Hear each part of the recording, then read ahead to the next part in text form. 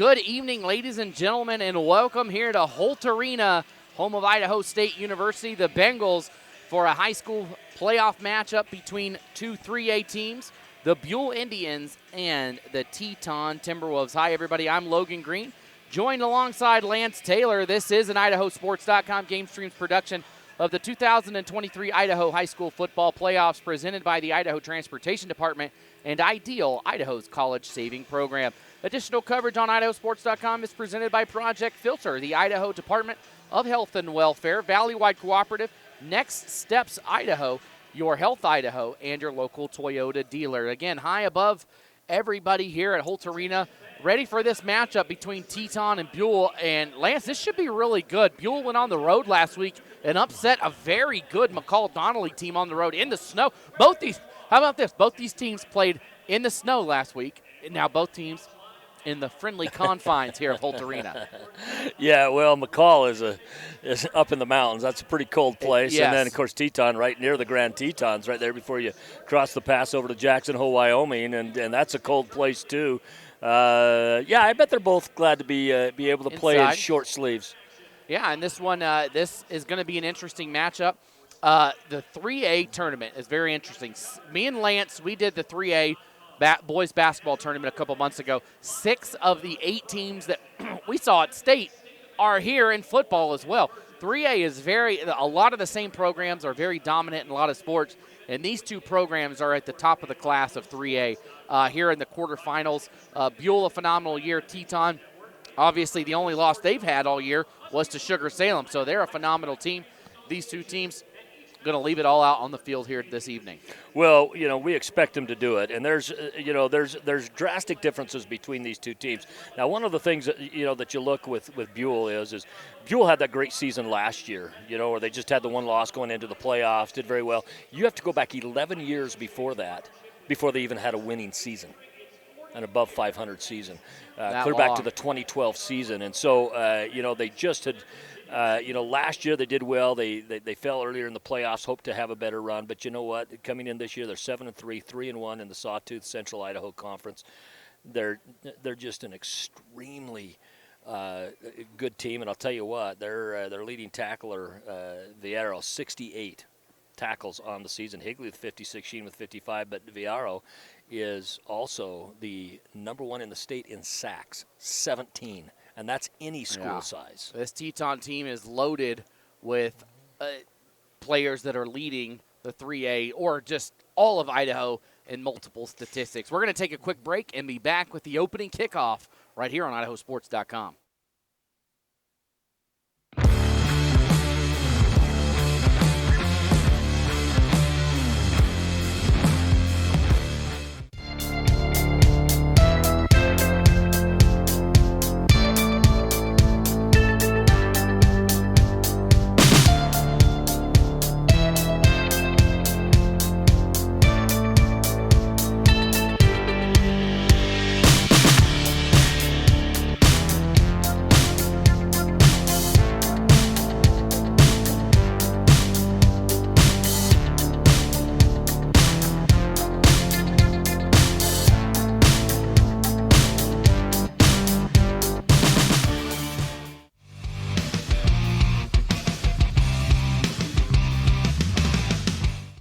Looking for future leaders we can trust and believe in?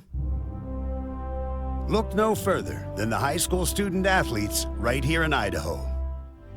High school sports teach young people how to be effective leaders. It begins by making their grades and being on time for practice. It includes learning to listen, following directions, accepting responsibility, being a good role model. And it's about respect for officials, opponents, the rules, and each other. The result? It transcends sports. It gives us hope for the future. High school sports. There's so much more than just a game. This message presented by the Idaho High School Activities Association and the Idaho Athletic Administrators Association.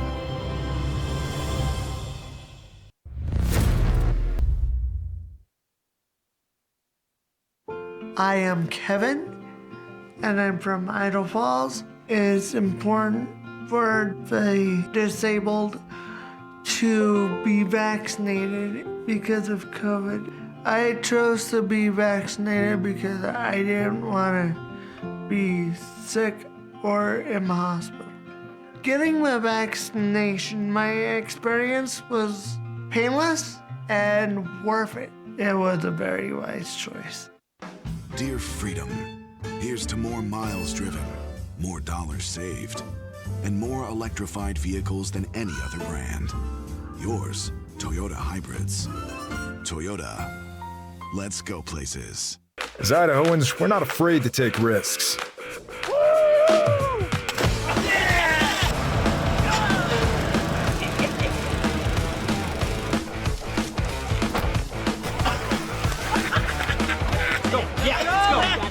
All the way, all the way. Go. All the way down, all the way down. Driving under the influence is not a risk we're willing to take. Be around to do more of what you love. Folks, I've got good news and bad news. Bad news? You just took that selfie with poison ivy. Good news? Someone gets to use their coverage from Your Health Idaho. Quality coverage for as low as $0 a month. Some days, I choose the most difficult trail. I test my limits. Taking the hard path isn't always easy, but I know it's the right way. When I get done with my ride and I look back at what I've just accomplished, I feel amazing. It takes courage and determination to do hard things. But you can do them. Quitting tobacco and vaping is possible. You decide when. We'll show you how. Learn more at projectfilter.org or call 1-800-QUIT-NOW. And welcome back, everybody. Kickoff a moment away here. Buhl is going to kick this one away. Lance, did they win the toss? Yeah, they won it. They deferred to half number 2. Yep. Yeah. We're just trying to put my notes together here, but Buhl will be kicking it away. They will be kicking from right to left as you hear it. Buhl in the white jerseys, black pants, and orange helmets. They're all mixed up here today. Teton in the maroon helmets, maroon jerseys, bright orange pants with orange trim. Very Virginia Tech-esque if you're trying to compare to a college team. This kickoff is going to roll out of bounds, so Teton's going to start off with phenomenal field position to open up this game. Again, Teton's only loss this year is to Sugar Salem. And Lance, I heard you were talking. They didn't let Sugar score in that second half of that game. No, they didn't. This is a very good team. They're a team that averages 45 points a game. They only give up 18, and they might have kicked that out on purpose. If you can't get it into the end zone, then kick it out and let them take it on the 35-yard line because you don't want to put it in the hands of Thomas Roosevelt because he's going to return it out across the 50 on you, almost guaranteed. And a lot of these names, we called these names during the state basketball tournament. Sure did. Lance. Ty Brown's another Brown, one we'll call Nelson. tonight. Jack Nelson, yeah. Here's the first play from scrimmage. They'll roll to the right side. Buhl pressure in the backfield. Here's the throw. It's caught. I believe that's Roosevelt at the 43-yard line, and it's going to be close to a first down. Finally knocked out of bounds by Ryder Sheen, who was right there, the 6', 170-pound junior. Also on that was Tennant. About the same size, but a senior. Roosevelt has almost 1,500 yards through the air receiving this year. Right. That is unbelievable. It's number 1 in the state at all levels. Unbelievable. Here's a run right side for the Timberwolves. They're going to pick up the first down. That time the ball carrier, number 19, Jack Joyce. But there are teams that didn't even have 1,500 yards, period, through the air this year. That's right. And he had that receiving. That is a stat to watch and a player to look for here in the state tournament. Well, and he's extremely fast. He was a finals qualifier for the 100 and 200-meter dash last year in the state track meet as well. Just a very good athlete.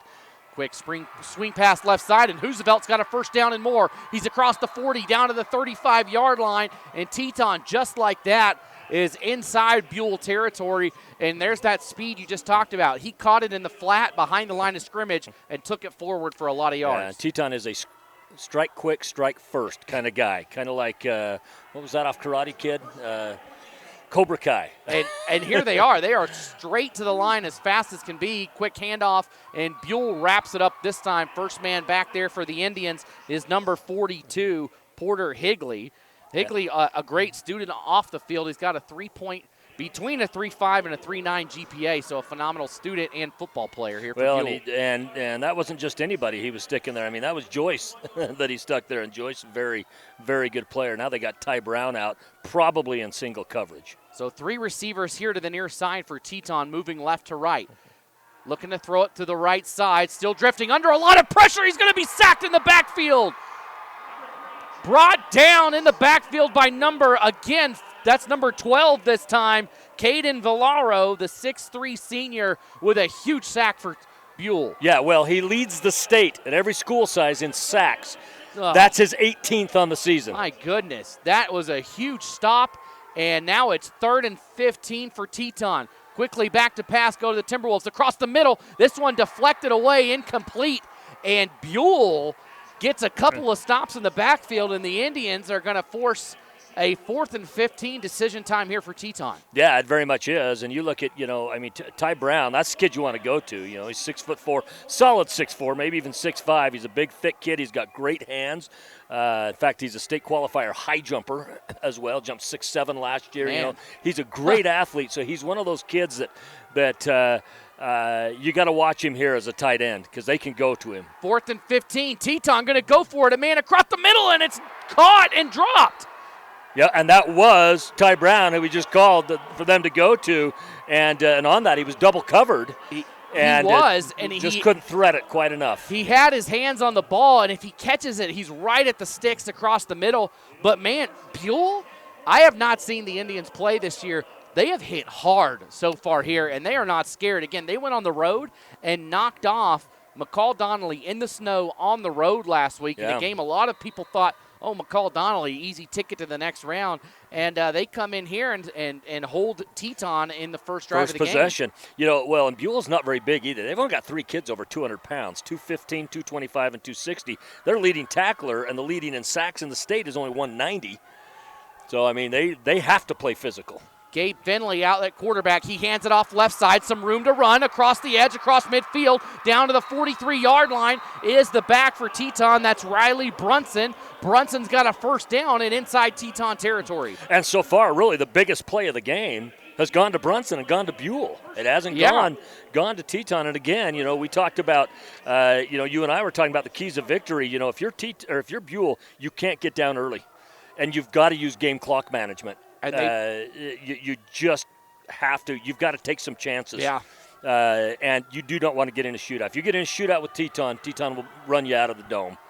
And then you got to put pressure on the quarterback. So here's a handoff to the right side. Brunson, and I think he gets back to the line of scrimmage. That's it.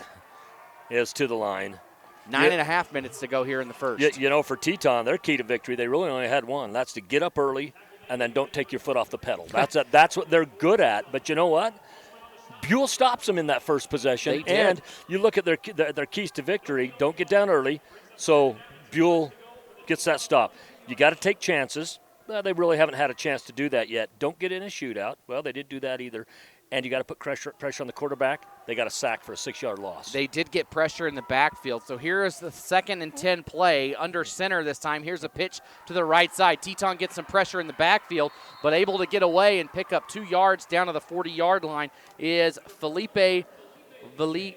Villegas picks up a couple of yards. Yeah, Villegas, one of those juniors that will return next year. This is another one of those teams that has a ton of underclassmen on this team. They're going to be good again next year. Of course, last year's team, we talked about them, just had that one loss in the regular season and really expected a little more out of themselves come playoffs. And it was a team that, again, was down. They were kind of the cellar dwellers for you got to go back 11 years before you find their next above 500 winning season. 3rd and 8, ball on the 40-yard line, far hash. Shotgun formation, 2 receivers up top for the Indians. Here's the snap. They're going to roll left, looking to throw left. Here's the throw over the head of the intended receiver. Not able to bring it in. That was intended for number 24, Kyler Kelly. It's going to be 4th down and 8. And it looks like Buhl's changing personnel. Might want to punt this one away. Yeah, well, and Kelly, he was open on that. Had he have caught it, he would have had about a yard to go for the first down, but he was near the sticks. And that was a tough throw, going left and having to throw cross your body as a right-hander. So the punter stands at the 50-yard line. Roosevelt back to receive at the 10. They're going to fake this and run right side. Gets around the first defender, but not the second and third. Picks up about 3 yards on the fake punt, and that's it. So Teton's going to take over on the 37-yard line. It looked like for maybe a moment there was a space on the right side, but it evaporated quickly. Yeah, maybe if he'd have gone about a second or two earlier, he might have been able to get that. But you know what? I like the play call because, again, if each of these two teams plays their best, Teton's best is better. I mean, right. That's just the realities of this. So if you're the team then that falls under the one that if you play your best, you're not the better of the two teams, you've got to take some chances like that. And knowing that Roosevelt is back there deep, it's probably going to be about 6 is where he's going to return it. I like that call. So here's a direct snap to Roosevelt. Now finally getting it back to Nelson. Nelson throws downfield, and it's knocked away. Oh, my goodness. What a defensive effort because Brown was wide open. And somehow coming out of nowhere was Kelly. Just caught up to it somehow and knocks it away. And that pass was dead on. It was a double reverse. Yeah, Roosevelt took the direct snap and reversed it, and then finally Nelson got it, and he had all the time he wanted down there. Second down. They're going to throw it here to the right side to Roosevelt. Roosevelt's across the 45. He's at midfield and out of bounds at the 47-yard line. Well, and right there you see the speed. I mean, he wasn't even running 100% full speed, and they couldn't angle him on that. Yeah. You know, you've got to angle another 5 yards in front of him than what you're doing right now. Otherwise, Roosevelt's just going to outrun you. And they come quickly to the line. They've got 2 receivers stacked here to the near side, 2 receivers up top. Ball here on the near hash for Nelson. Nelson has one back to his left. It's Joyce, and Joyce gets the handoff. Joy bounces right. He's got some room. He's going to be brought down at the 40 after a pickup of 7. So you got Jack Joyce on it. And, for Joyce, he's going to pick up those yards. One of the things that you got with those stack, if they do choose to throw it on the stack there is you put your safeties into a tough position of who they're going to pull off on that because they're going to go in as a double coverage. Roosevelt takes the handoff up the left side. He cuts inside and gets down to the 34-yard line, first down Teton, and the Timberwolves move the chains. You know, when you look at the rushing leaders, you got Joyce. He's averaging 120 a game. Roosevelt's averaging 60 a game. But Roosevelt is their red zone runner. He's got 15 touchdowns running on the season to 11 touchdowns for Joyce. And 11 is fantastic as well. But then you add those with the 14 receiving touchdowns Roosevelt has too. And he's a pretty tough assignment. Nelson, he'll throw it to the left side, quickly caught and really nowhere to go for the receiver Brown there. He picks up maybe 3 yards down to the 31-yard line on the left side, and they're going to quickly come back to the line here. Well, and you can see defensively they're gunning for Brown. He's been in double coverage every time they've tried to throw to him. Here's a quick handoff up the middle, and they bring him down after a quick gain for Joyce. Joyce picks up maybe 3 yards down to, let's say, the 27-yard line. It's going to be third down and a long, we'll say 3 here for Teton. No huddle for Teton. 6:20 to go in the first quarter. Yeah, I feel like we're talking 1,000 miles per hour because Teton just keeps going. Empty set back there right now. Roosevelt on their direct snap. He goes up the middle right side, gets away from one man, and can't evade the second, but he's got a first down. Teton had a hit around the 25, which would have stopped Roosevelt, but he kept going and picks up the first. Well, when you got a runner like Roosevelt, specifically when you can go to a no-huddle set and you can do it quick, he can run that wildcat for you and just pick up yards just like that almost any time. And Buhl has to take a timeout, and I think they are gassed right now. Running over to the sideline, it looks like it's Jackson Allen. He has his helmet off. I don't think he's had time to recover. We haven't had time to recover, Lance. This has been a fast 6 minutes of play. Boy, I'm going to have to defer to my Coke Zero here. By the way, just as a disclaimer, they have not played for advertising time in our game, but I'm down on a Coke Zero. That's the vending machine here. Hey, since 1969, Kelly Oil in Buhl has been the area's most trusted provider of farm and home delivery of gas, non-ethanol gas, diesel, and heating oils. They can deliver in cases, buckets, drums, and even bulk. If you don't have one of their fuel cards, go in and see them at 1313 Main Street in Buhl or call them at 543-6192. Carl, Donna, and Craig Kelly want to wish the Buhl boys good luck in today's game. Also, Cowden Automotive serving the Buhl area since 2011. Cowden Automotive wants to wish the Buhl Indians good luck here in today's game.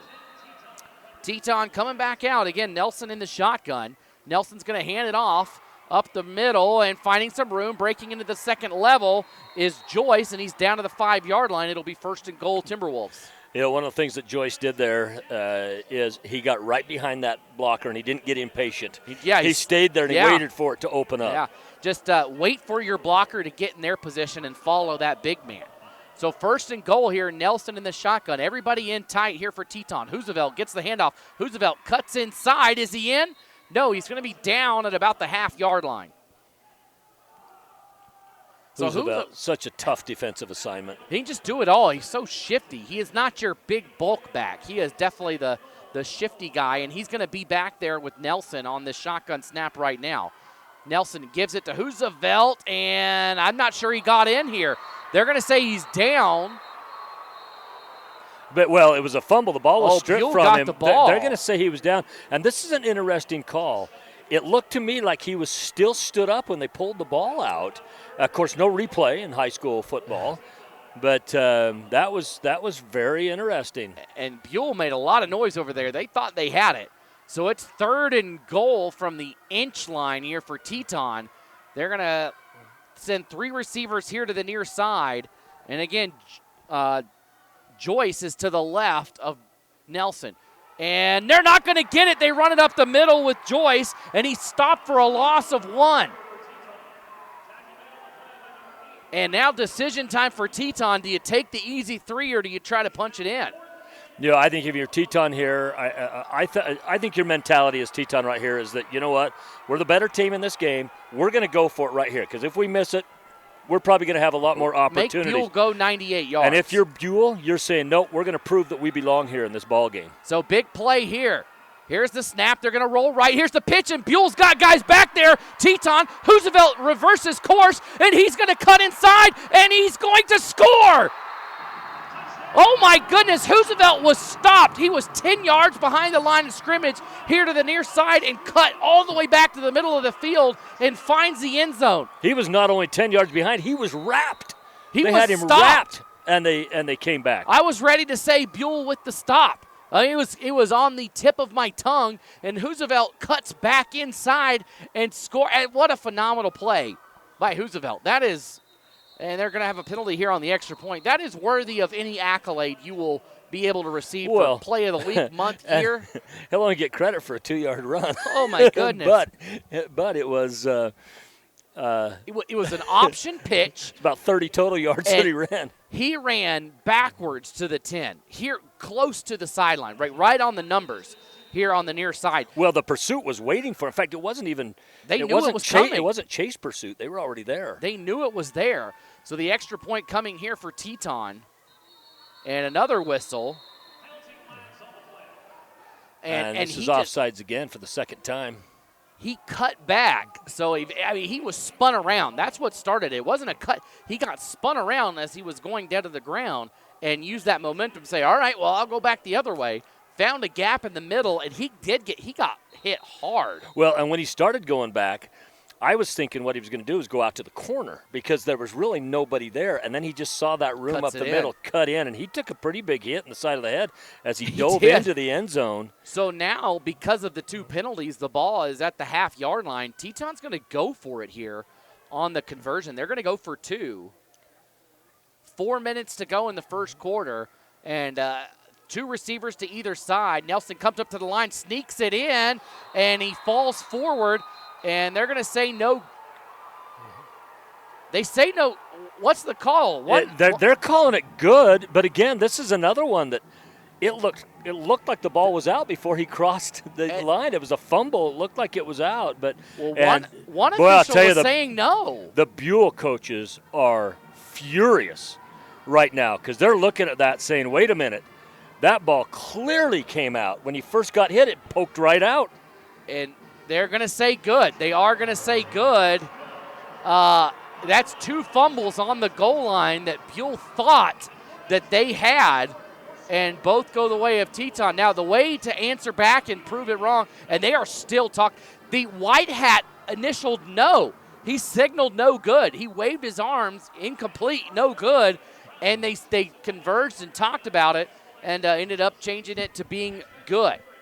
Wow, what a turn of events there. Hey, Farmers Bank, a tradition you can count on. Farmers Bank in Buhl is proud to support the Indians in today's game. Also, Gateway Park in Idaho Falls is bringing the mountain to town this winter. Gateway Park in Idaho Falls is a new tubing hill located right by Ryder Park on Sunnyside Road, close to the freeway. It snows every day at Gateway Park. Great for families, kids, youth groups.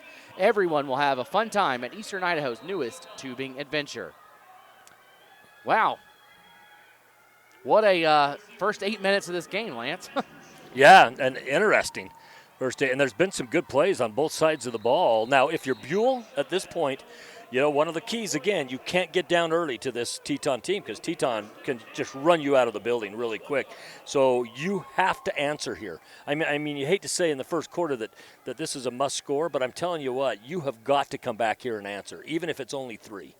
Oswaldo Chavez boots it out the back of the end zone. Great kickoff by Chavez. They can't come out, Buhl, here and be hanging their heads and they got to come out angry, I think. Say, we thought we had that. We are going to go down your throats here and show you that we are a good team.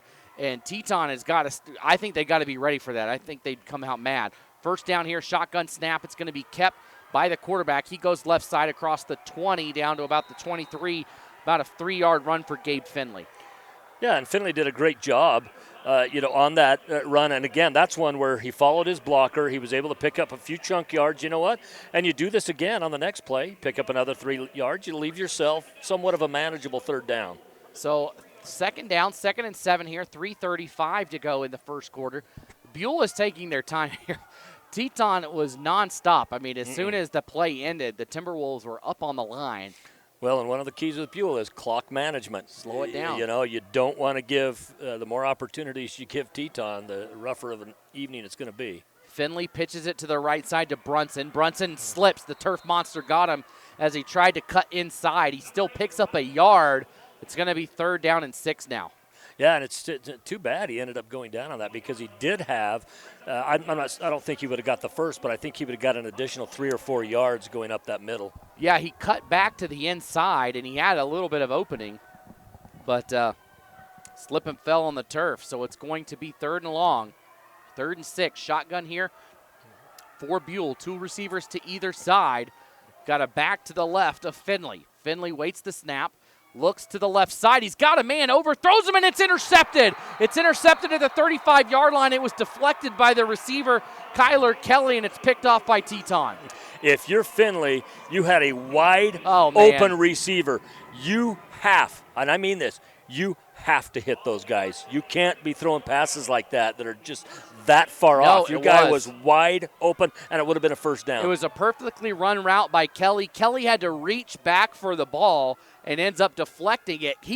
Kelly was here on the near side. He cut across the field. He had a first down by a mile there and was probably going to pick up 10 to 15 more yards. Instead, the Timberwolves pick it off and have great field possession, 1st and 10. Nelson in the shotgun. He'll look to the left side to throw it. Fakes it. Now he's going to go deep. He's got a man wide open and overthrows him. He had a man wide open down the left side of the field, intended for, I think that's Bruce Nelson, and that's just a mistake for Teton. Yeah, that's one that I think the throw went to the right place. I think Nelson on that actually ran to the inside when he should have run to the outside, because what happened is the ball was thrown before he cut on the route, and it was thrown to the outside. Just a miscommunication there. Here comes a quarterback keeper up the middle for Nelson. The ball comes out, and I think Buhl has this one. Well, and I'll tell you what, if you are Teton, and we saw it in the last game with North Fremont was able to overcome it, but North Fremont put the ball on the ground 3 different times. Yeah. In fact, twice on their first possession. They recovered it both of those times. They lost it later in the ball game. But if you're Teton, this is your opportunity again to follow that key to victory of getting up early and then don't take your foot off the pedal. It was Jackson Allen on the recovery for Buhl. 2:21 to go here in the first quarter. And that's exactly what they needed. They turned the ball over, and then they forced a turnover on Teton. So they even that out and get a new fresh set of downs. Ball is at the 23-yard line here for Buhl. They're going to be in tight here, 1 receiver to the near side, and they go inside on a handoff, and nothing doing there. Teton all over it. No room to run for Cordell Babington. He picks up maybe half a yard. Yeah, and on that tackle was number 66, Garrett Toome, who came in and just did a great job closing that pocket down, not letting him get it. And, of course, there was another defender waiting, if not. This Teton team, I know a lot of these kids, just good kids. The Hoosevelts I've known for years.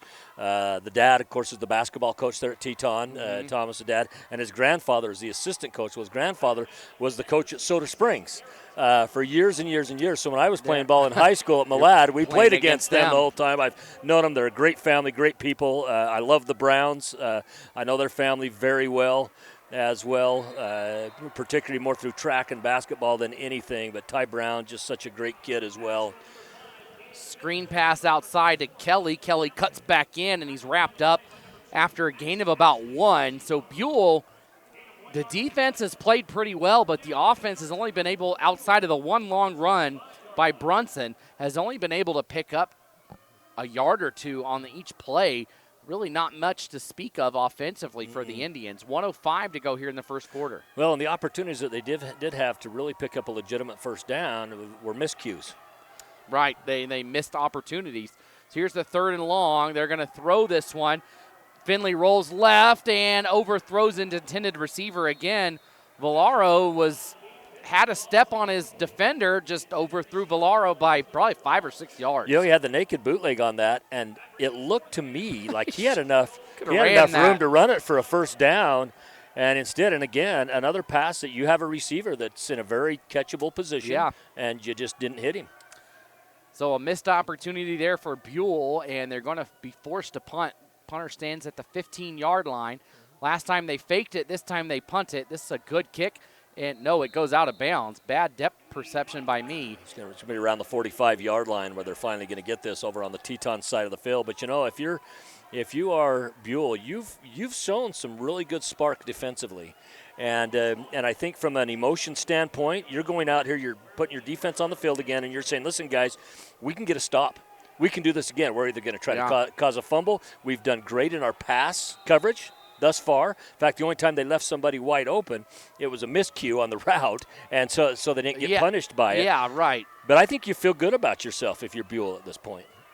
1st and 10 Teton, 44 seconds to go here in the first quarter. Shotgun for Nelson. Nelson looking to throw. They set up the tunnel screen, and they've got their receiver Nelson, and Nelson picks up about 4 yards down to the 49-yard line. That's Burke Nelson on the reception. Yeah, Burke Nelson got out there, and, of course, he was the one that had the miscue on the one pass earlier on.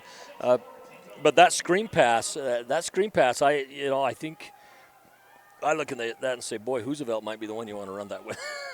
Here's a handoff to Joyce, and he gets a yard down to the 50 up the middle. Nothing there, so it's going to be 3rd and 5. 10 seconds to go. Teton might just let this end the first quarter and figure out the play. No, they're rushing to the line. They want to snap it. 3 seconds, 2 seconds, 1, and that's going to do it.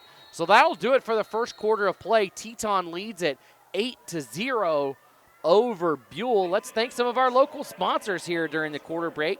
Blick Trucking, founded in 1961 and located in Castleford. Gary Blick Trucking is a family-owned and operated business providing both local and over-the-road trucking solutions. They offer refrigerated transport throughout the western United States, as well as bulk commodity hauling throughout Idaho, Utah, and Nevada. Visit GaryBlickTrucking.com for more information or to start your driving career and apply online. Gary Blick Trucking wishes the Buhl boys good luck in today's game. Hey, if you're in the Buhl or the surrounding area, True Leap Technologies is the place to call for your internet service needs. Formerly Filer Mutual, they have been serving the Magic Valley since 1909 and are proud to bring you local internet from local people.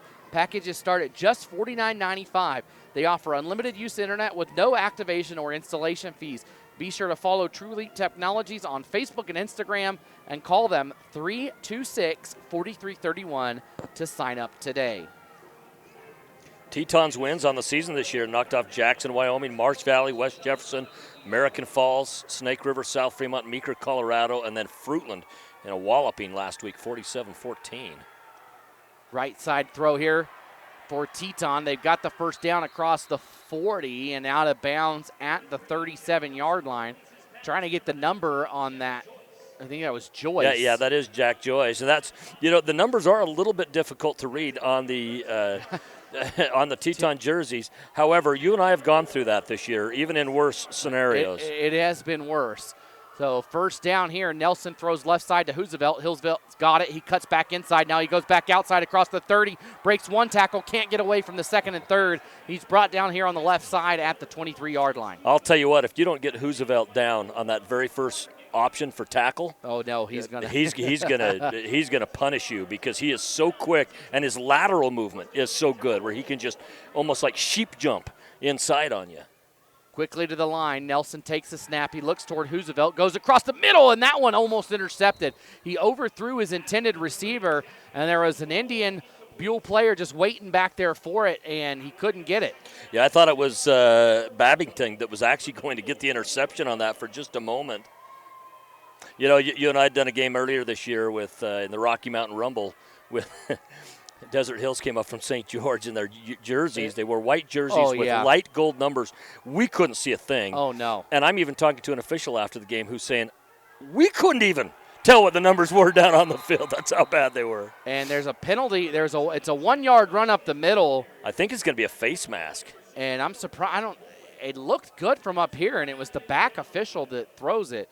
But on that last play, number 9, Fabi Pierce, was the defender for Buhl that almost caught it, and it is a face mask. It looked to me like he might have had part of the hand on the face mask. I couldn't quite tell, but it looked like it. So when they threw it, I thought, well, especially where they threw it, I'm like, that's what it's got to be, because that's not going to be on the offense right there in that position. But again, if I go back to the last play really quick, Pierce, the guy that almost got the pick, this guy's a guy with a 4.0 GPA for Buhl. That's not anywhere close to where my GPA was in school, so nice job there. Mine had a point Pierce. in it. It did. Nothing before it, though. First down, Here's a handoff. No, Nelson will keep it himself. He gets down to the 6-yard line, and somebody's helmet flies off there. I think it's Nelson's. You know, Nelson does a very good job at selling that fake handoff. He sold it on me. Yeah, you know, when he runs it, that's one of those when you watch a college or pro game and you see the camera guy gets totally faked out. That's one of those that would have faked him out because he sells that really well. So Joker Joyce is going to come in at quarterback for this one play. Nelson had to come out because his helmet came off, and he's going to keep it up the middle. He's going to get down to about the 3-yard line. Actually, we'll call it the 2, and he's close to a first down. Well, this is what I really like that David Joyce, the coach, did. Of course, David Joyce, spent those years over at Jackson Hole High School over in Wyoming. But this is one of his sons. He didn't put him in there and just say, hey, we're just going to put you in just to get through this play. No, we're going to use you. We're going to use you. Here's the snap, handoff to Joyce inside and a touchdown. Jack Joyce takes it in from 3 yards out, actually 2 yards out, and that's a touchdown for Teton. They now lead at 14-0. Comes at the 10:35 mark of quarter number 2. Teton goes on a drive right down the field and punches it in. Extra point pending here, 10:35 to go in the second quarter. And Buhl almost blocks this. They actually run into the kicker, and a flag comes out. That'll come on the kickoff. Rolling around on the ground is Chavez after getting knocked down. Maybe a little bit of acting on that. If you're a kicker and you get any sort of contact, you got to milk Well, of course, that. you got to try to sell that. Anytime you can, you got to try to sell that. Looking at the state rankings, the media poll has Sugar Salem number 1, Homedale 2, Kimberly 3, Weiser 4, Teton 5. And you have a team this good that's your 5th-ranked team in the state, you got a stacked top 5. And the 3A division certainly does. Coach's poll has them in the exact same order as well. Teton does have a state championship under their belt. They took state back in 1999. Just kind of an interesting thing. So Coach Tyler Richens, who is the coach of Sugar Salem High School, was the quarterback on that state championship team. And his father, Dwight Richens, was the coach of that state championship team. Buhl, they took state. You got to go clear back to 1978. I was an 8-year-old. Man. Last time Buhl took state. You were just 8 then? Just 8. Can you believe that? Just kidding. Man, that's a long time, and that's right. You love seeing teams that it's been a long time get something done. It's always fun. I mean, MLB, right? It happened with the Texas Rangers. I mean, it happened. I'm an Orioles fan, so it stunk to get swept after a great season. But it is always fun to see a team win it. So, you always hope to see that. But lately in Idaho high school football, that has not been the case. It has been the story of dynasties that we can get into as we go along. But the penalty does move this kickoff to the 45 of Buhl. And this kick is going to go. It doesn't even hit the ground until it clears the end zone. And ultimately, that penalty, it really didn't benefit Teton any because they're going to boot it in the end zone anyway. Yeah. And so it's either way, it's going to come out to the 20-yard line. You talk about dynasties, and most of those dynasties have come from the eastern side of the state. You look at 5A, right? Rigby's won 3 of 4. 4A, Skyline's won 3 in a row. 3A, Sugar has won 4 of 5. 4 of 5. 2A, Bear Lake finally won, but Westside had won like 3 in a row before that. Well, and look at the dominant teams. It's Westside, it's North Fremont, it's Bear Lake, and of course Declo, but they're out of the central part of the state. But and then Oakley's won 3 in a row, and then Kendrick has won 2 in a row. So it has been a dominant year. So here's a run right side for Buhl. Finally some room to run, and a first down and more picked up there by Brunson. And, Brunson on that play, he got hit and drug the defenders. When 2 more came onto it, drug them for another about 8-9 yards.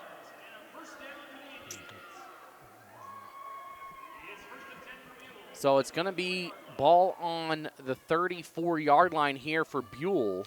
Something that Buhl has done a really good job of in this game is, even though they're down 2 scores right now, they have made Teton take quite a bit of time off the clock to make their scores. They've made them earn those down the field, and Teton's done a great job to do it, but they haven't turned it into one of those big track meets. Here comes a deep pass right side. This is going to clear everybody by about 8 yards. The intended receiver down the left hash was number 24, Kyler Kelly, and that's not a pass that he was going to catch up to in this lifetime. I don't know if Usain Bolt untouched could have got to that pass. He cleared. That thing was 8-9 yards in front. You could tell as soon as it was released that thing was going deep, and maybe Roosevelt could have caught it. It was like a Frisbee that gets caught in the wind. It's like, I don't think that thing's going to come down. Still going up. Still going up. So 2nd and 10 here for Buhl. Again, Finley under center. Finley hands it off here to the right side and nowhere to go. Roosevelt was the first man back there to bring down number 44, Felipe Villegas. Villegas nowhere to go, and Roosevelt can get it done on both sides of the ball. Well, and the rushing leaders, Villegas is up there. He's got 4 touchdowns on the season as well. Riley Brunson has been their primary running back, 69 yards per game. He's got the 8 TDs, and then Finley and Villegas with 7 and 4 respectively as well. But, I really liked what Roosevelt did on that play. He was only able to get Jersey at the time. He got Jersey, but he held on to it until his teammates could come up for that gang tackle, and it was just a great job. 3rd and 13 here for Buhl. Shotgun, and they're going to run it up the middle and nowhere to go. Teton all over it as Finley was trying to push his blockers in front, but it was not worth anything as Teton was all over it, and he picks up maybe a yard ball right in the middle of the field, and the Indians will be forced to punt again. Well, the snap was good, but Finley had a hard time holding on to it. It took him about a full second to really grab the ball and go, and there's a lot of ground that is covered by the defense in 1 second. So 8:30 to go here in the second quarter. 15-0, Teton up on top, and the rolling punt goes out to the right side. This one's also going to go out of bounds. It'll be somewhere around the 40. We'll see where he walks it back to. It might even be the 45. Because it went, man, they are being very generous. The ball was caught out of bounds at the 37-yard line, and that's where they marked it. But it was caught out of bounds way off the line. So probably 5 to 10 feet off the line. I wasn't a math major, but I know a little bit about geometry, that there's got to be space there between that. And that ball probably went out right around the 41-yard line. One of the assistant coaches walked past him, and he was kind of pointing really? Back to where it was caught and then to where he put it. A little on the side of the punters so far in this one. 1st and 10, Teton. Nelson gets rid of Roosevelt, sends him out, and Roosevelt gets the catch. He's got some room to run. He's across the 45, and he's got a first down at the 48-yard line. You know what? That is just such a beautiful play. That out route from the backfield and getting that to Roosevelt. In fact, that might even be a run because the pass might have been backwards, so that might actually go to a run for him. But that is a catch me if you can play. 1st and 10, Teton. Shotgun again for Nelson. Nelson waits the snap, looking to throw. He's going to go deep left side. He's got a man out here in coverage. It's caught. It's caught by number 30 on the reception. Tyson Brown, what a catch. Yeah, Ty Brown, he's just a tough defensive assignment. And on that, Jackson Allen is awfully lucky that he didn't get a pass interference on that. Yeah. You don't have to turn around and acknowledge in high school anymore. However, you still can't make contact before the ball gets there. And there was plenty of contact before it got there. Just a great reception. Twin stack receivers. They don't throw it. They run it right up the middle again with Joyce. And Joyce picks up 2 yards down to the 19-yard line. That pass was caught right at the 21-yard line on that jump ball. And like you said, a little bit of face guarding, so to say. But he got away with the contact, but it really didn't matter for Brown. Isaac Finley, number 70, 6'4", 260 pounds, biggest player on the team, gets that tackle last time. And they have not had success when they've ran against him. And Nelson goes right side and just hits Joyce right in the chest, and he drops it. That was a bullet coming in on the right side. He was going to get wrapped up immediately, but it falls incomplete. 3rd and 8 on the board. 7:17 to go here in the second quarter. Again, Joyce started his high school career over at Jackson Hole, just across the pass from Teton. They play each other every year. They're kind of cross-state rivals, kind of like the Sugar Salem Star Valley. Probably closer to any other school. Matchup they do. Actually, it is. So as long as you can go over the pass. Right, and Nelson's going to keep it himself left side. He's got room to run across the 15, across the 10, down to the 6-yard line. It's going to be, it's a first down, a pickup of about 15 as he improvised on the ground left side. Sugar would be the next closest school, right? But, yeah, they are. But Jackson a little bit closer, I would assume, right? North Fremont is about the same as Sugar, distance-wise. And the pass is thrown behind the line of scrimmage and Boy, I'll tell you. Oh, my goodness. Buhl has a major beef on this. So the pass was thrown by Nelson. It looked like if it wasn't a lateral, it was a straight from Nelson to the back, and it was knocked down by number 12, Caden Villaro. And he was gone. It took a while for the whistle to blow because he knocked it down and they just stopped. He just kept running. And he kept going, and then they blew it dead.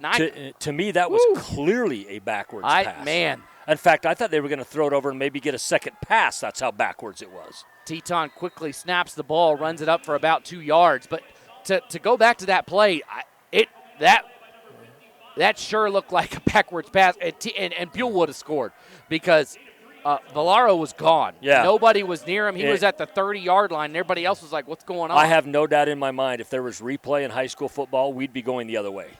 Roosevelt gets the direct snap. He cuts inside, goes outside, gets to the line, and gets in. What a great run by Roosevelt. Touchdown, Teton. They add to their lead, but, man, it comes with a little sour taste in the mouth of Buhl. They have got to be over there just fuming because they think that Teton fumbled on the first touchdown, and that one probably should not have been blown dead. And just a different story this game could be, but it sits at 21-0, extra point to come here, 6:24 on the clock.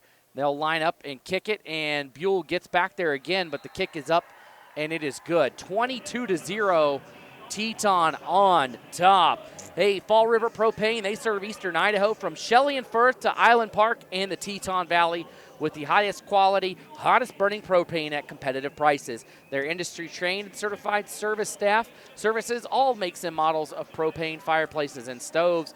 Fall River Propane is your full-service propane provider for homes and businesses. Check them out at fallriverpropane.com or call anytime at their new phone number, 833-682-3671. That's 833-682-3671. Fall River Propane, experience the difference. Farmer Funeral Chapel in Buhl has over 70 years of providing professional and reliable funeral services. Serving Buhl, Castleford, and the Magic Valley, they make sure that they provide the best services for the grieving family.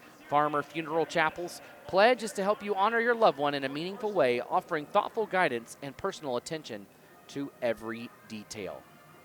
Again, Lance, it's hard to look at this for Buhl and not be frustrated. If you're a Buhl fan, a Buhl player, a coach, to not be frustrated with how that went down. There's two specifically. There's that one, and then there was the fumble on the other end that was clearly out. They've got to fight back, down 22-0. This kickoff is going to die at the 7, and it's going to have to picked up and return. Up to the 15, now trying to get to the 20, and they will not get there. Wrapped up by a host of Timberwolves as the return man, number 39, Caster Schilder, had nowhere to go. Again, Buhl moving from left to right. 6:17 to go here in the second quarter. They have got to put together a drive. Yeah. Now the fumble on the other end, that was only on a 2-point conversion, so it wasn't. Right, that's true. That wouldn't have made a huge difference, but this one down here would have made a massive, massive difference. We're talking 15-7 versus 22-0. That's right. And it's not just that it stopped a score. They would have scored. Yep. He would have gone unless, Roosevelt might have caught him. No one was even chasing him. He was 20 yards down. So 1st and 10, Buhl. Going under center this time is Finley. Finley will hand it off on the left side to Brunson. Brunson bounces off of 1. He bounces off of 2. He gets down to the 23-yard line. That was about the toughest four-yard run you'll see. Teton makes you earn every single yard you get, and it's painful. I mean, they make you earn that, and you think about it next time you go through. That's the kind of hits they give you. That's a great way to put it. He will remember that short gain and say, was that worth it? 2nd and 6 here, 5:45 to go, 22-0, Teton on top. They're going to hand it off this time to the left side and maybe a yard and nothing else. The runner, Villegas, gets, maybe a yard. It's going to be 3rd and 5. Yeah, and this is more manageable on this 3rd down than what they've really had in the last while. They even gave him an extra yard out of it, 3rd and 4. More manageable than what they've had when they've had to punt it out. But I agree with you. I think they've got to convert. And it's got to. You wonder if it's going to take a defensive play to spark this offense. It's been very slow. Shotgun here for Finley, and whistles blow, flags fly. There's their 1st down right there, as that was jumping off sides, and that was number 56, Jake Allen. If you're Buhl, I think this is the way you got to look at it from a time perspective. You got 5:04. This is probably going to be your last possession in the game, in the first half. Right. You get the ball to start half number 2. You potentially have 2 in a row to be able to punch it in on. So that is a 1st down. They spot it like the nose of the football is just barely on the 30-yard line here on the near hash. But 1st down for Buhl, and the Indians, it's time for a drive for them. Shotgun formation again for Finley. He's got it back to his left. He's going to keep it to the left side, gets through the line and down to the 35-yard line, pick up a 5. That's a good pickup on 1st down. Yeah, it is. You look at, we talk about Buhl only having 3 kids over 200 pounds. Well, Gabe Finley's one of them, their quarterback. So that's kind of a tough defensive assignment when he runs through there. You might get him down, but if you're not getting him with the initial line, that's a little painful to tackle him as he gets through there a little bit at 6'1", 215 pounds. 4:05 to go here in the second quarter. Buhl taking their time, finally snapped this one. Handoff goes up the middle, and again, nowhere to go. They're going to get a yard, but that's about it. Anytime they have just tried that handoff up the middle, it has not done much at all. That time the ball carrier was Brunson again. Yeah, and they got a 3rd and 4 last set of downs. They had 3rd and 4 and were able to draw an offsides on Teton in order to pick up the 1st down, but now the clock continues to move. 3rd and 4, 3:35 to go. They would love another offsides here, and they're going to take their time. Finally snap it. Here's the pitch to the left side to Brunson. Brunson trying to get the edge. He can't. He gets a yard, and that's hit down to the 37-yard line. They need the 40. For me, as much as you need to score here, and I'm a little conservative this way, as much as you need to score here, even more so, you can't give a short field to Teton. And so I think you got to punt this. Oh, yeah. You do not want to give them a short field with 3 minutes because the drives Teton have taken them time. Yeah. They haven't just had these big, huge, explosive plays, and Buhl can hold them. I think you try to draw them off right here if you're not able to do it. Possibly use a timeout. And that looks like what they're going to do. Finley doesn't look like he wants to snap it, and Teton holds, and there's a timeout, just like you said. And the Buhl defense they are good. You know, the score doesn't indicate how good they've been. Again, last week, they were our player of the game, the whole Buhl defense. They were down 12-0 after the first quarter against McCall. They came back and won that game 20-0, and if I'm remembering it right, McCall had a 1st and goal, I think inside the 5 in the final 2 minutes of the game. All they had to punch it in and tie it up, and that Buhl defense stopped them. And, heck, we saw it down here. Teton had to go for it on 4th and goal at the 1 to punch it in, and they have been right there. It's just been a couple of plays, and this game would be a different story. But the offense really needs to wake up, but that defense might be what it takes. Maybe it's a defensive touchdown. Well, they would have had that on that backwards pass. And that would have maybe woken it up, but the offense needs to come down the field here. It was a 1st and goal that they, again, last week that they were able to stop McCall on. So they are going to punt here, which we both agree is the right call. They're going to roll right, thought about faking it. This is a great kick. This one's going to bounce at the 20 and go inside the 10, still rolling down to the 5, and it's going to die there. What a phenomenal punt by Kyler Kelly. Well, and when you do it rugby style like that, where you're kind of on the run first to test to see if there's an opening for that fake, what that does, it gives your group time to get downfield. And against a Teton team that has a Roosevelt that can return that on you, you want to have your guys down there and make it so worst-case scenario he calls a fair catch. So I think this might be one of the best situations that Teton could, or Buhl could ask for right now. We know what that defensive line can do. Teton is backed up. We've seen him get pressure in the backfield. If I'm Buhl, I'm bringing the house right now. I'm bringing blitz. That's and I'm doing everything I can to strip the ball here too. Give myself a short field. And Teton will keep it up the middle, get themselves some breathing room. They pick up 4 yards on the ground as Nelson just keeps it himself. And it's going to be 2nd and 6. And they waste no time. It's a shotgun here for Nelson. 2 receivers up top, 1 here to the near side. Nelson looking to throw right side. He's got Roosevelt. Roosevelt's got a 1st down and more. He's across the 20, stops on the sideline, makes one man miss, and gets down to the 27-yard line. Well, if you're Buhl, how in the heck do you let Roosevelt get out of the backfield without anybody on him? I mean, that's one of those players that you go back to the old Hoosier statement. You put somebody on him so close for you to say, I want to know what kind of gum he's chewing at the end of it. You know, you do not leave a player like that wide open coming out of the backfield. 1st down, they set up the tunnel screen. It's caught by Brown. Ty Brown got the 1st down to the 36-yard line. It's awfully close. Yep, they're going to call it that. And what I like here, I like this 2-minute offense essentially that they're running. First of all, they've been running quick.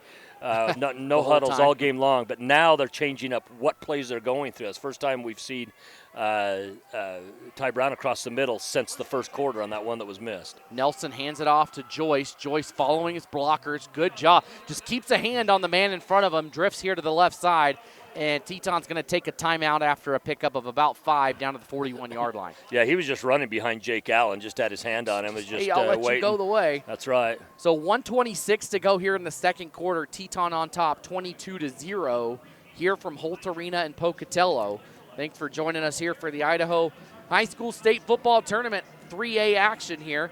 One of 2 games tonight. We had North Fremont absolutely plaster Bear Lake in their game 54-6, and the winner of this game will play the winner. This is because Teton's the 3. They'll play Homedale.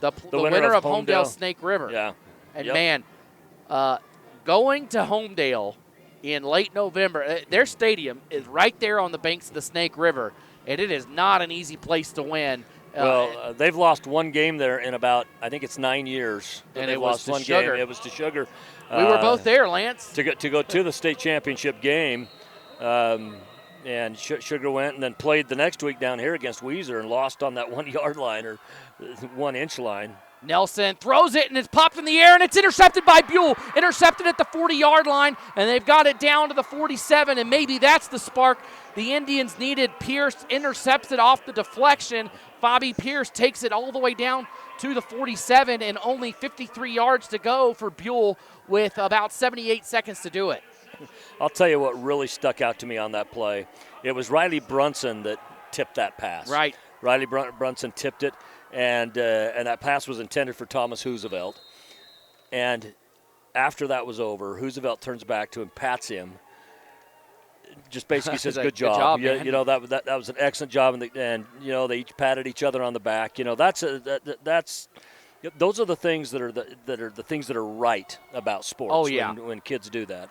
So, and I've got something to say. I'll hit on it in a minute. First down here for Buhl. They've got to hurry. They're going to go deep pass. They got a man open at the 30, and it's caught on the sideline. It's caught. First down, Buhl down to the 27-yard line. And here is the Buhl offense. That was a perfectly designed play call on the wheel route and a first down. And not only that, but they've still got a timeout remaining. They got a $1.11 on the clock, and that pass went out of bounds, so the clock doesn't start till the snap. That was a huge gain. That was, I always have to do the math, 10, 20, 26 yards right there for Buhl, and it was right on the money. If it had been a little more in play, he probably goes into the end zone for the score. Well, and again, if you're Buhl here, remember, if you score, you also get the ball back to start half number 2. 2 straight possessions. That's right. First down here for the Indians. 2 receivers to the near side. They're going to go up top. They've got a man some separation. It's up in the air. It's caught. Touchdown, Buhl. What a play on the left corner of the end zone. Just dropped right in the breadbasket, right in the arms of number 24, Kyler Kelly. Back-to-back long bombs down the left side, and Buhl is right back in it. What a fantastic pass. That could not have been more right on than it was, because the defensive coverage was fantastic. Was perfect. And Kelly got just a step in front of the defender, maybe even half a step. And the ball had to be right on the money. He did not have to slow down. He did not need to speed up. Keller just waited, and the bread was delivered into the basket. 1:03 to go. That took 15 seconds for Buhl to score. Extra point is up. Extra point is good. And just like that, Buhl has cut into this lead. And like you've said many times, Lance, Buhl gets the ball to start the second half. They have got to come up with a stop here on Teton. Man, what if they're able to get a defensive score here or something like that? And that would be something to behold. But well, and I think Buhl found out a few things about themselves as well in that possession. One is they've had those types of receivers open today. They were just unable to hit them earlier on. In that Finley was overthrowing, he was underthrowing, things like that. Well, look what happens when he's on. He's dead on twice, hits guys in stride, and what do? They end up in the end zone, and again, you get an opportunity to start the second half, and if you can get a stop here, I'll tell you what, you've got the momentum going into halftime. And this is exactly what happened. Paul Kingsbury's feeding us information here. He did that Buhl game last week. He said they scored right at the end of the half to go up. Right at the end of the half to go up, and they got the ball back to start the half and never looked back. So Buhl has been in this position before, scoring late in the half, and just getting to 7, this game is totally different. And maybe it's kind of that 2-minute offense mentality, that it's kind of that's what they them a little need, bit. because going to the air, Finley has been just a little bit off early in this game, and those 2 passes couldn't have been any better. And it seems like maybe he's found some confidence. Here's the kickoff. This one is going to the left side to Hoosevelt. He catches it at the 20, and he makes one man miss. He has got a lot of room here on the near side. He's going to be wrapped up at the 40-yard line. Phenomenal field position here for Teton. They only need 60 yards in 55 seconds to get it done. Bobby Pierce ends up with the tackle and forces him out of bounds on that play, because I'll tell you what, if you're Buhl, anytime you see that in Hoosevelt's hands and someone's not right on him immediately, that's a scary thought. I mean, the Buhl fans are going, oh, please somebody tackle him down. It's just like you could see it developing, oh no. So Teton's going to come out. No one back there with Nelson. He's got 3 receivers up top, 2 to the near side. Nelson looking to throw. Short pass across the middle to Brown, and the ball comes out. The ball down, and I think, no, Teton has it. Buhl had it for a second there, and I tell you what, they just ripped the ball away. Brown had it at midfield, and Buhl was just ripping at that ball, and the ball goes down. And what if Buhl picks that up, Lance? Man. And we talk about percentages. how percentages work. They've put it on the ground now, 3 times? And they've just been fortunate that it hasn't gone against them. And wide open right side is incomplete. Quick pass by Nelson, and he had a receiver open just a little bit out of reach. 38 seconds to go, and man, Buhl has got to be thinking, what if now. That was Joyce on that reception right there. Was it Joyce? Actually, I mean, it's number 42, actually, for Teton on that play, which is Brig Ashton. And he kind of short-armed that because he knew a big hit was coming. And it still came. It was just a little bit lighter. Yeah, well, and he was able to brace for it. Nelson, oh my goodness, what a pass on the money to Ty Brown. That went through 3 different defenders' hands, and it's caught at the 30. He gets down to the 28-yard line, 29 seconds to go. Well, and they're going to use one of their 2 timeouts that they have remaining. They didn't burn silly timeouts early on in the game. They had only used 1. Now they get one of their 2 remaining ones. Still got 29 seconds on the clock. I initially thought that pass was going to get intercepted. There was a lot of arms stretched out, and Brown, he caught it in stride too. Yeah. It was right on the money. Ty Brown with a big reception. As Teton looked a little rattled after that. I think they're a little. You see the ball go down, and you're thinking, oh no, and shakes you up for a play or two. Yeah. But Brown, big catch there, down to the 28-yard line. Teton's got 29 seconds to get something done, and if they can pick up maybe 10 more yards, probably well within comfortable field goal range as well. Yeah, it's one of those that if Brown can get his hands on it, most of the time he's going to pull that in. So again, 29 seconds to go here. Teton has the ball here on the near hash left side. Nelson takes the snap and fakes the handoff. Looking to throw, goes across the middle, and it's deflected and falls to the ground harmlessly at the 20.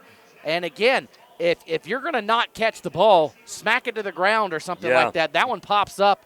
And again, you don't want to give – those are dangerous. If that ball floats and you're looking for it and Buhl comes up, you never know. Now 24 seconds to go. Well, and Dylan Summey got his hand in there too. It's great defense by Summey on the play. Shotgun formation for Nelson. Again, 2 receivers to the right side. He looks right. He's under pressure. Tunnel screen out of the reach. Nelson was under a ton of pressure. They were trying to set up that screen, so they let the line through, and that time he had to back up further than he was expecting. Well, and that was one of our keys to victory that we talked about for Buhl is they got to put pressure on the quarterback. When you're playing against a quarterback that is the leading passer in the state of Idaho for any school size, well, how do you stop that? You've got to get and put pressure on him. 2,700 yards on the season for Jack Nelson, an incredible feat through the air. 3 receivers up top for Nelson this time. He's looking to throw. He's got pressure, and he's going to be sacked. No, he gets away from it. How did he get away? Nelson's at the 25 and goes out of bounds. Lance, how did he get out of that? I have no idea how he got out of that. In fact, the defender on the play was number 42, Porter Higley, who had him completely wrapped. Oh, my goodness. He should have been sacked for a loss of about 10 back at the 35-yard line. Now it's 4th and 5, and Teton has 10 seconds to go. They're going to go for it here. He was sacked. It came around. He's lucky he didn't fumble it, get the ball knocked away. The sack was coming from the blind side. So Nelson has 2 receivers to either side on this 4th down play. They're going to hand it off to Joyce. Joyce has got some yards. Joyce is free into the secondary, and he's going to be brought down at the 8-yard line. 3 seconds remaining. They're going to use their final timeout. They're going to get one more play off. Don't know if they're going to kick. I don't know how well Teton's kicking game is. I mean, certainly they don't have an Ian Hershey, but Chavez has been kicking the extra points, and they've looked pretty good. This is going to be from the left hash, and it's not much further than an extra point. The ball's at the 8, so you're looking at roughly a 25-yard field goal. From what I'm seeing, it looks like he might be able to hit that, but again, I don't know. It's different from the left hash than it is from right down the middle. Yeah, that's right. And Buhl has gotten pressure back there. They knocked him down, Chavez down once, but they've gotten people into the backfield on these field goals, and they're bringing out the offense. Yeah, they're bringing out the offense. They're not bringing out the kicking game. And I wouldn't be surprised to see a bootleg on this play. Huge play here. 3 seconds to go till halftime. One final play for Teton. Nelson gets rid of Joyce, sends him out to the far side. Nelson looks left, throws up a jump ball, and it's caught! Touchdown, Teton, on the final play of the half to Ty Brown in the left corner of the end zone.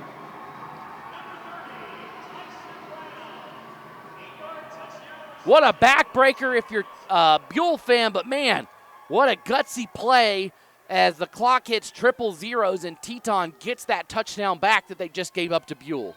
Well, and for Teton, that's one of the things, we talk about. They go fast, they go hard, and they score. It's that mentality, that gives you those opportunities. A lot of teams would have, either gone for the 3 there or maybe even nilled it down earlier in that possession, but not Teton. The extra point is good, and again, Buhl got some pressure back there, but man, Teton, that was the perfect answer. They gave up a touchdown in 15 seconds to Buhl and then go down the field in 1 minute and 3 seconds to take the lead back by 22. So that'll do it for the first half of play. A good first half. I know the score might look a little different, but Buhl has been right in this one. Yeah, Buhl's not out of this by any stretch. We're going to take a quick break and be back with the Launch Idaho halftime report right here on IdahoSports.com.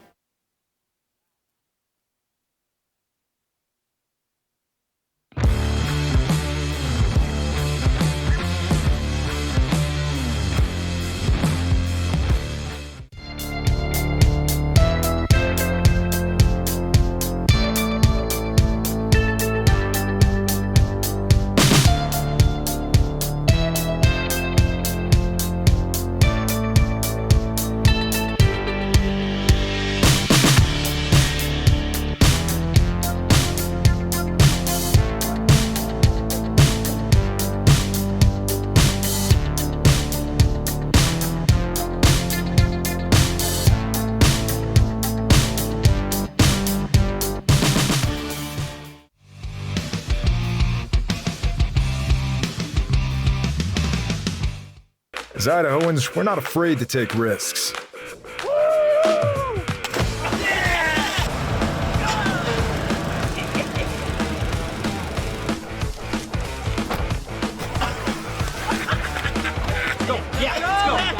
All the way. All the way down.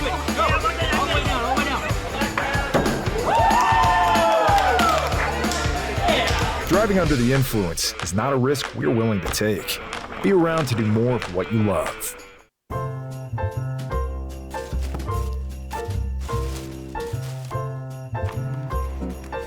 This is not what I asked for. Once again, we have contributed to your ideal college savings program. Love, Grandma and Grandpa. Give the gift of college savings this holiday season with Ideal, Idaho's 529 college savings program. Eventually, they'll appreciate it. I love it. Thank you. College costs money. Dear Exit Strategy, all your pieces are in place. Thanks for being there when I need you most. Always Toyota SUVs. Toyota. Let's go places. I am Kevin, and I'm from Idaho Falls. It's important for the disabled to be vaccinated because of COVID. I chose to be vaccinated because I didn't want to be sick or in the hospital. Getting the vaccination, my experience was painless and worth it. It was a very wise choice.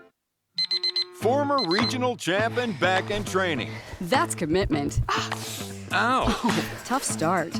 This is not as easy as it used to be, folks. And she's off, obviously pushing through some pain.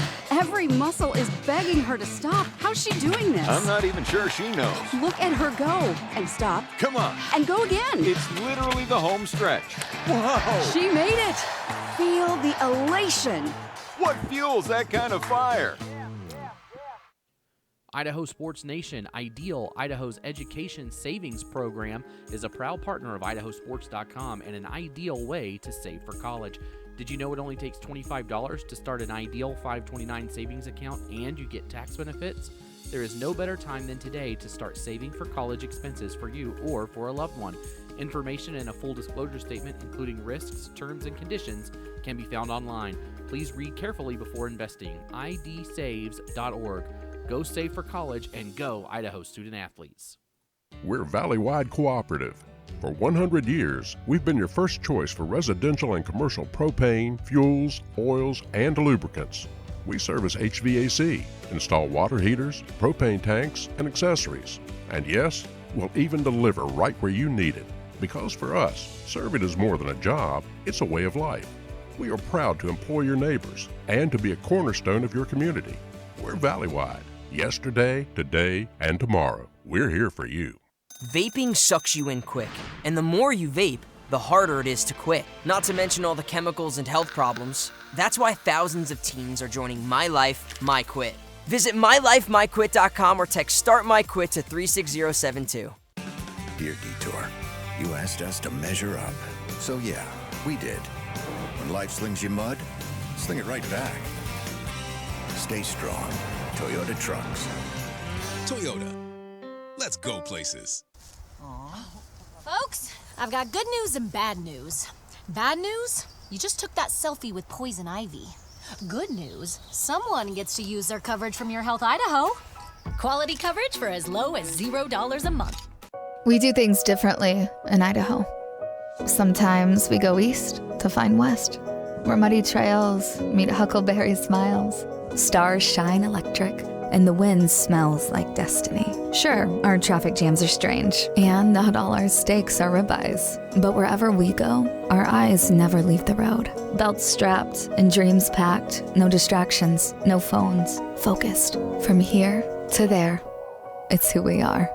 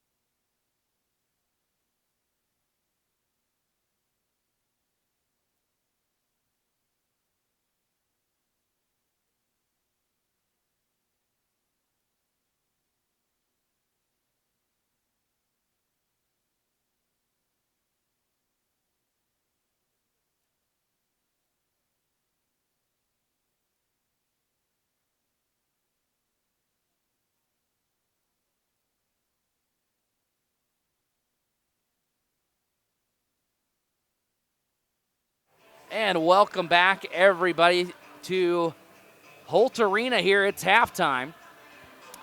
This is, of course, the Idaho Launch Halftime Show. Did you know current Idaho high school seniors are eligible for up to $8,000 in grant money? Apply today. Idaho Launch, support in every direction. Let's talk about Idaho Launch just for a little bit before we get into it. Idaho Launch is a program for Idaho high school seniors graduating next spring. And they can get up to $8,000 in grant money for career training and education through Idaho Launch. Funds can be used to cover the cost of apprenticeships, job training, community college, and university programs that lead to in-demand careers.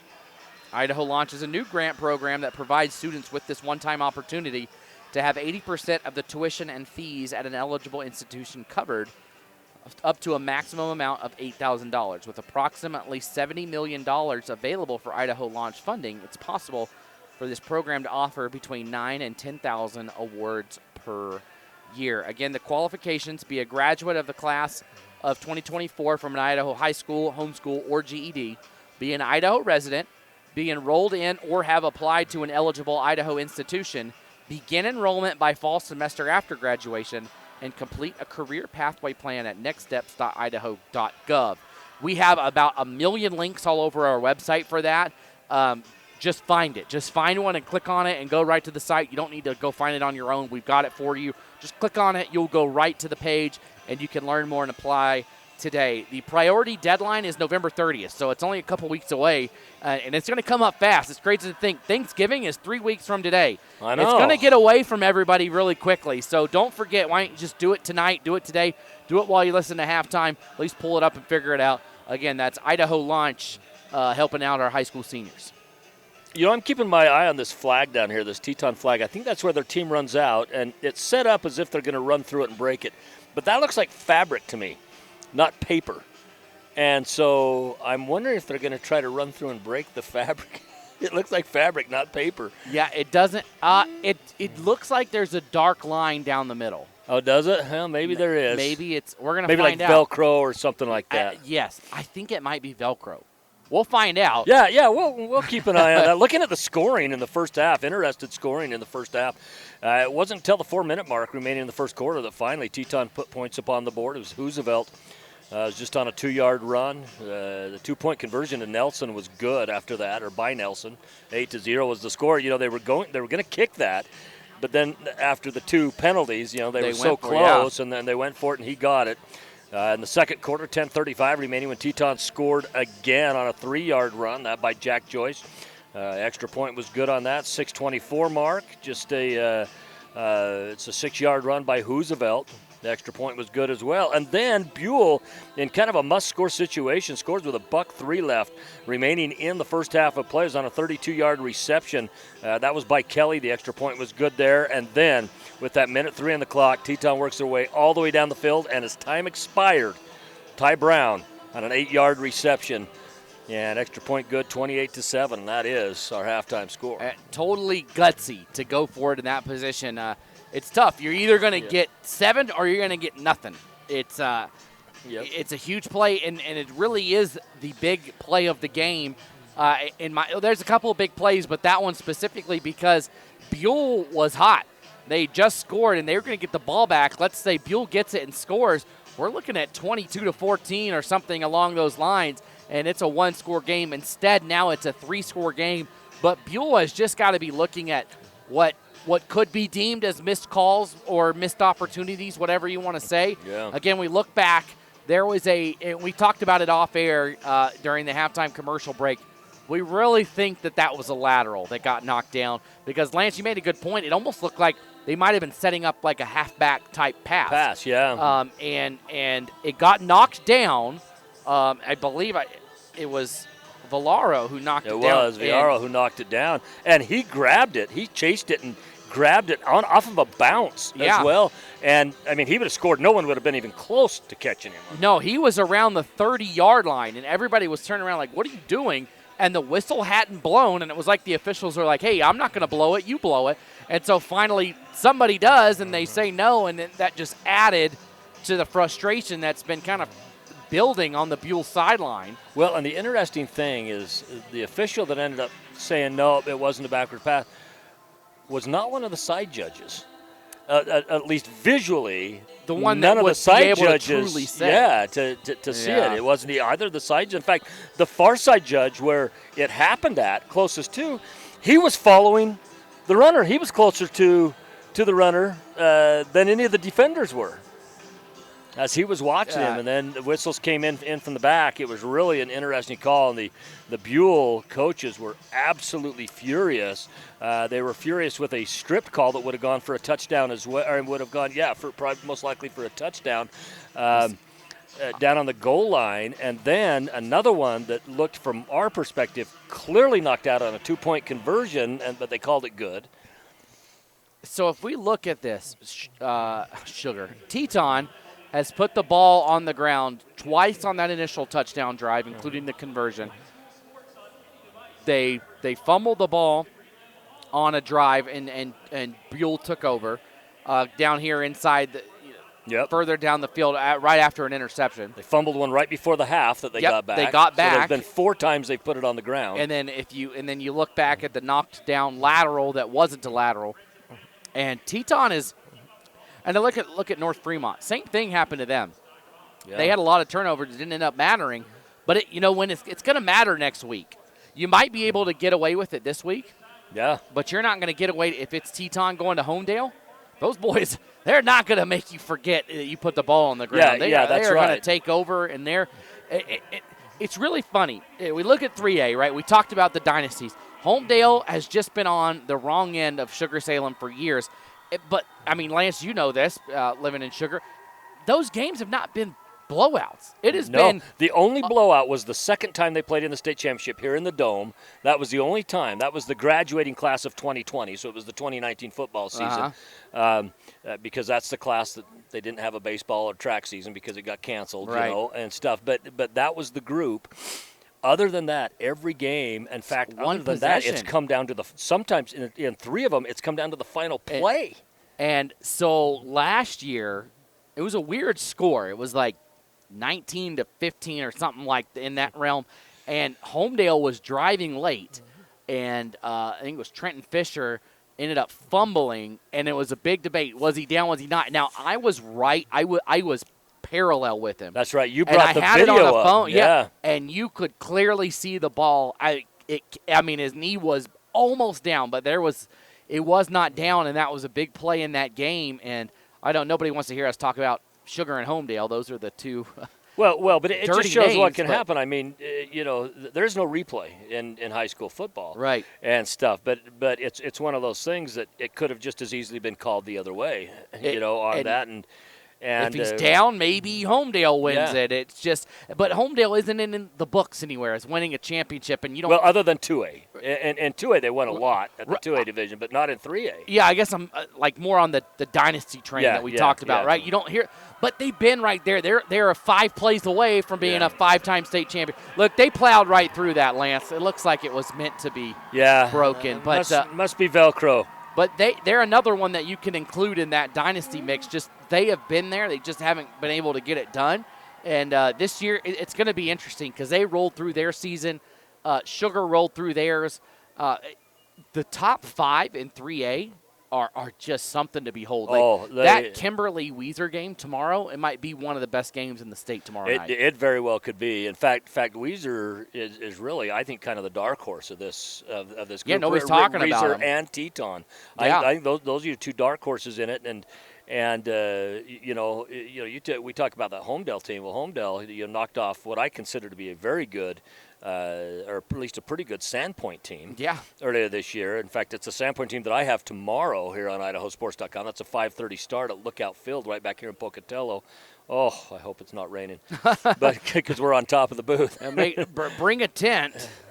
We'll see. I don't think it's supposed to rain. It rained a lot today all over the place. Yeah, well, it changed throughout the week. I kept checking it every day, even a couple times a day, and it would go from showing rain at 5:30, to no rain, from clouds to partly cloudy, back to rain. So I don't know exactly what it's going to be tomorrow. It looks tomorrow. like you might be lucky tomorrow. It might be cloudy and not the nice warm weather, but it is supposed to be about 12-mile-an-hour winds, which isn't out of control, but still we prefer not because it is going to be cold and I'm going to be bundled up, I can tell you that. But, as we come into the second half, getting back to these 2 teams, I think for the most part, if you're Teton, you say, guys, let's continue to do the things that worked for us. Let's make Buhl step up and prove that they can stop what we're doing consistently before we change it up. Other than that, let's just keep the same things that we're going to do. If you're Buhl, you put those missed opportunities behind you. You just say, guys, we're letting it go. We did some really good things in the first half, and we're going to stick with those things that we did really good. Let's continue to tackle hard, to punch the ball out. They're an undersized team.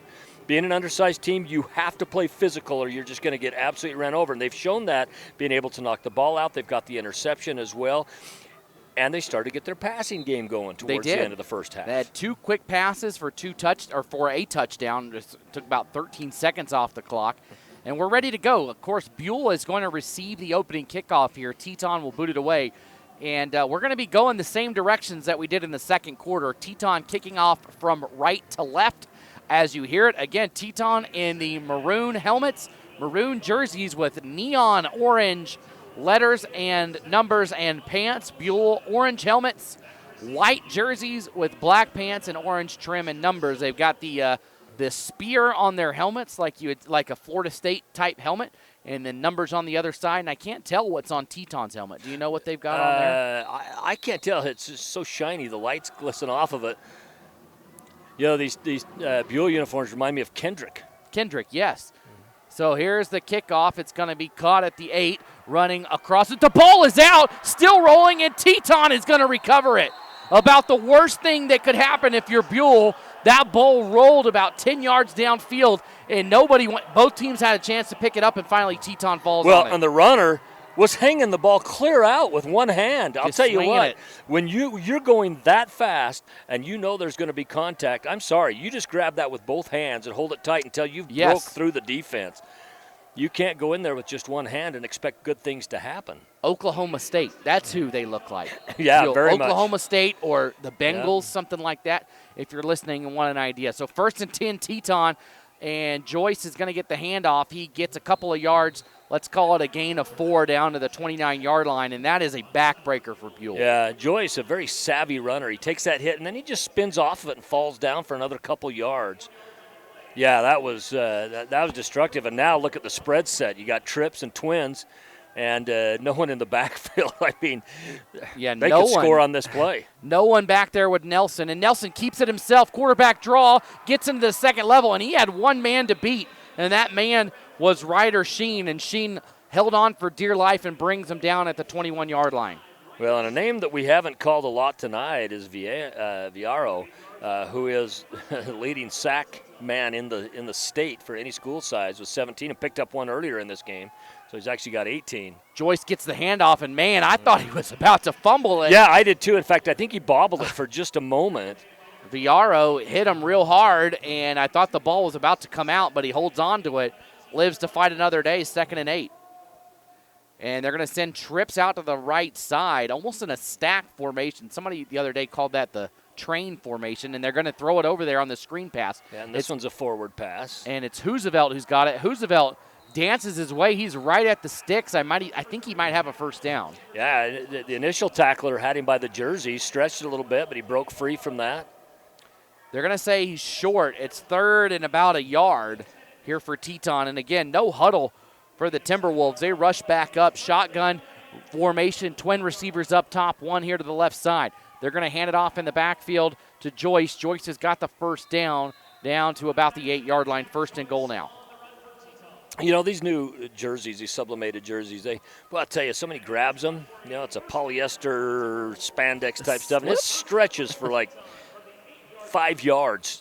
You know, back in the day, you go back to the 70s, 80s, 90s, and if your uniform got grabbed, if it stretched that far, it's going to rip. You rip that mesh jersey, right. The see-through mesh. So 1st and goal, ball on the 8. Nelson looking to throw. Nelson across the middle. It's caught by Hoosevelt in the end zone. Touchdown across the middle on the left hash mark, and Teton adds on to their lead. It was a great defensive coverage by Jackson Allen on it. Just the pass was just a dime. It just went right in on a frozen rope, and of course, you know, a great reception by Hoosevelt. And it was a great route. Hoosevelt didn't need to go that far. He takes a few steps up and cuts inside. The man was behind him, and Buhl blocks the extra point. You know, they've dang near blocked every one, but that one they got. And they got it through the middle. So the line of the Timberwolves, I get Timberlake, Timberwolves, you know, everybody's Timber, tongue twister. But that time they went through the middle instead of on the outside where you see a lot of block kicks come from. So up the middle on the block, and it stays at 35-7. Hey, since 1961, Kelly Oil in Buhl has been the area's most trusted provider of farm and home delivery of gas, non-ethanol gas, diesel, and heating oils. They can deliver in cases, buckets, drums, and even bulk. If you don't have one of their fuel cards, go on and see them at 1313 Main Street in Buhl, or give them a call at 543-6192. Carl, Donna, and Craig Kelly want to wish the Buhl boys good luck. You know, and we talk about, you know, the mistake that Buhl made on that run back, but, you know, let's talk about what Teton did right. You know, Teton got in there, they challenged that ball, they punched it out, and then they continued to jump on it until they finally had it. It went through several different hands before finally being recovered. And then, you know what? You come out, you put your foot on the gas, and put it in the end zone. This kick is going to be caught at the 6-yard line. Buhl return it. Try to hold on to the ball this time. They get all the way down to the 30-yard line. Good return, maybe even the 31. Great return that time by number 39, Castor Schilder. And Buhl going to try to find an answer, though. They've given up 2 touchdowns in, the last 2 minutes and 20 seconds, essentially. And didn't have a possession in that either because they fumbled the the return. Gave it back and missed opportunities for Buhl. I think they'll go back and look and say, man, the score might be what it is, but we did have our opportunities. So first and 10 for Buhl here. Going under center this time is Finley. He brings everybody over going to be in a tight bunch formation. Well, it's a wing T formation they're in, which is typically a misdirection. And they hand it off right up the middle towards the right side, though, off right for Brunson. And Brunson, a good pickup. He gets 7 yards down to the 38-yard line. Yeah, Brunson's done a good job when he's had the ball. He's only 5'8", 150 pounds. He's a senior's trying to do everything he can to win a ball game for his team. Doesn't want his career to come to an end here. We talked about, we mentioned Castor Schilder. Just a sophomore. We've called his name on a couple different occasions tonight. He's going to be a very good player for this Buhl group as time moves on, and Coach Creasy. They come back in this wing T formation. Here's a handoff right side, trying to get through the line as Brunson. He does, and he's got a first down. Oh. I'll tell you, he was hit early by Aiden Millard, he drug Millard for like 5 yards. He gets all the way down to the 44-yard line. He picks up almost 8 yards on that and gets a first down. And they were ripping at that ball. He's able to hold on and picks up a big first down. Well, Millard grabbed him high. And with that low center of gravity. Not a big guy. No, he was just able to drag him for that. Again, same formation. Just to paint the picture, there's just 2 backs right immediately behind Finley. And they hand it off again, and another good pickup, this time about 7 yards inside Teton territory. And if you're able to get down and score on this, then what you got to do is you got to figure out the riddle of how are we going to stop Teton on a consistent basis. Because one of the things that, you 35 points upon the board for Teton, one of the challenges you've got now is clock. Because if you score in this offensive set, you're going to take off a lot of time to do it. So, again, same formation, and this time they're going to keep it on the ground. Still on his feet, first down and more, close to the 40-yard line. So they've done this 4 plays in a row, 4 positive yard gains, and that time the ball carrier is Ryder Sheen, and he's down to the 40-yard line of Teton. Ryder Sheen, they list Sheen as being 6 foot, 170 pounds. He looks a little thicker than 170 pounds. Yeah. Maybe it's just the uniform, just the pads, but he looks a little thicker than that. And I'll tell you what, from the time he got hit till the time he came down was a good 8 yards. And again, they're gonna go back out and spread 2 receivers up top this time. So going back out of that wing T formation, and they're gonna bring everybody in again. So Finley gets 2 backs right behind him, and 1 about 3 yards behind those 2. And he's going to keep it this time and roll it and throw it left side. He's got a man wide open. It's caught down to the 30-yard line and another first down. The receiver that time, Porter Higley, was wide open in the flat and picks up a big first down. Higley, another sophomore as well. We talked about in our previous game, which was the 2A game between North Fremont and Bear Lake that North Fremont won. We talked about those sophomores that were contributing for those teams. This is a sophomore that's contributing as well. And this Buhl team's going to be good again next year. They started a new trend last year with that record. They did. And they kept it going this year, and they're going to be good again next year. Right side handoff, and Teton sniffs this one out. No gain. 7 minutes to go here in the third quarter. Score still sits 35-7 for Teton on top. This is going to be 2nd and 10 at the 30-yard line. I don't even know why you'd try the C-gap on the right side there. Why wouldn't you stay still between the tackles? Which has been working. On that, it's been working. Make them prove they can step up defensively and stop that. No gain on the play. So 2nd and 10 here for Teton. Again, clock still rolling down to 6:35 here in the third quarter. Again, still that formation again. They're going to hand it off to the far back this time, which is number 8, Riley Brunson. And Brunson forward for about 5 yards down to the 25. See, now you got a third down, and you might get 3 or 4 yards on this, which is good. But then you've got a decision, and so I don't know why they didn't stay between the tackles on that first down play. Yeah, because if you can get 3 or 4 yards every time, you're going to move the chains, and they got 5 again, but then stretched it out on that first down play. And with this tight formation, they're running an eligible tight end on it, and so we might see that bootleg again and a rush out to that to pass. Third down, right in the middle of the field. They pitch it outside, and he's got the first down and more, and almost broke it. He had 1 defender to beat, and that's number 2. I think that was on the out. Actually was the only thing in the way for Brunson to score. And that was an ankle tackle too. It wasn't that wasn't an easy task. That was an ankle tackle. So Brunson was the far back in this formation. Again, there's 2 backs right behind Finley when he snaps it. But this time Brunson goes left and gets the pitch and gets the first down. Same formation. They'll keep it this time with Finley up the middle, and he picks up 3 yards down to the 15-yard line. Remember, Finley's 215 pounds as well. At least that's what the roster says. So that's not an easy assignment. No, yes, 6'1", 215. That's a big dude in there. You look at the other Finley on the roster, Isaac Finley, 6'4", 260. They're a junior and a senior. Jeez.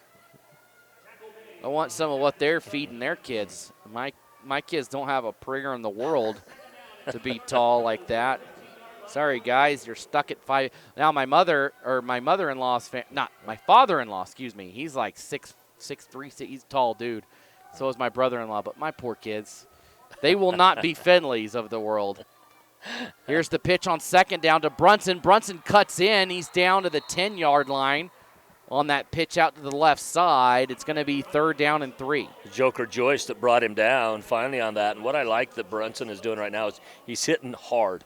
When he goes through, he's hitting them hard, and he's picking up those extra yards because of how hard he's hitting those gaps. Yeah, they're just going.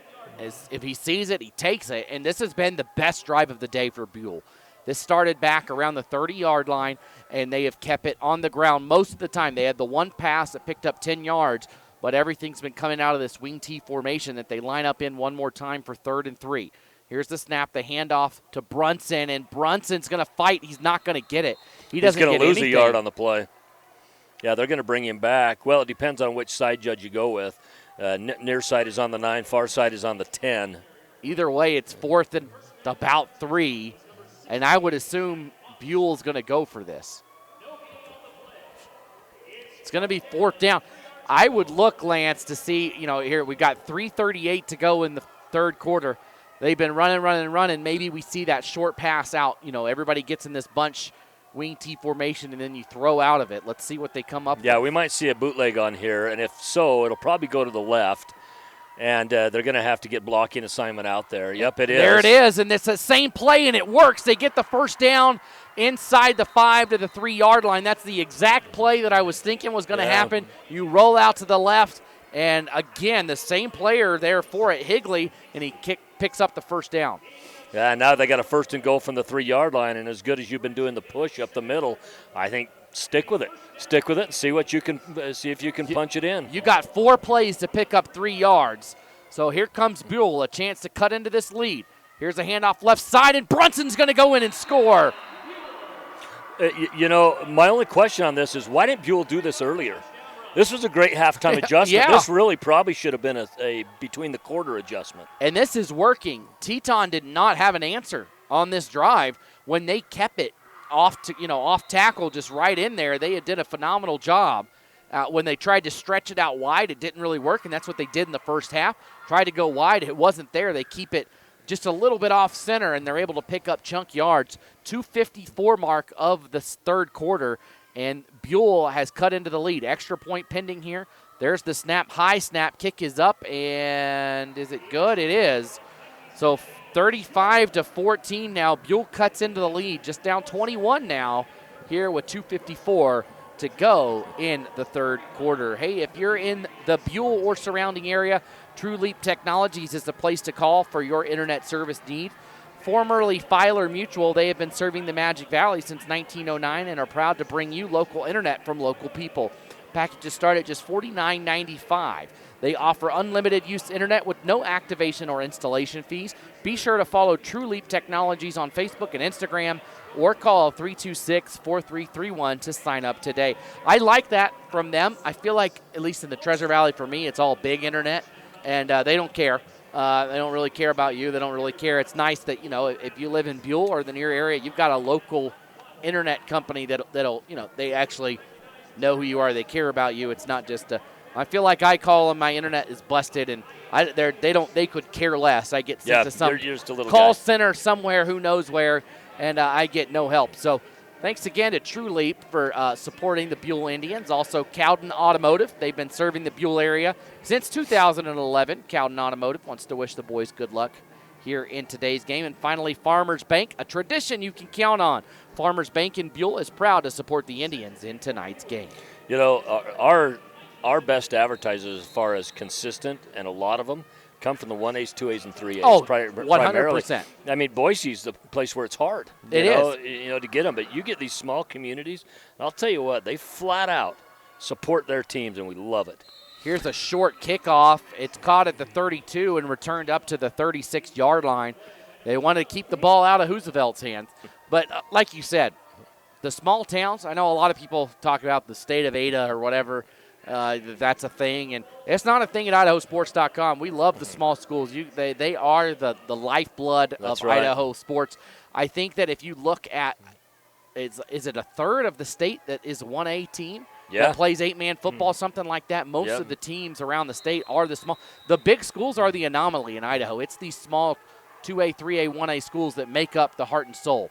So here's a quick pass out to Brown. He gets around one defender. He's at midfield, and he crosses midfield inside Buhl territory. Great move by Ty Brown. He felt that defender out on the right shoulder. So what does he do? He spins left, goes and ends up picking out about another 10 yards on the play. So now inside Buhl territory on the catch and run by Brown down to the 47. And, of course, the Timberwolves come right back out, wasting no time on this play. They're going to do a sweep.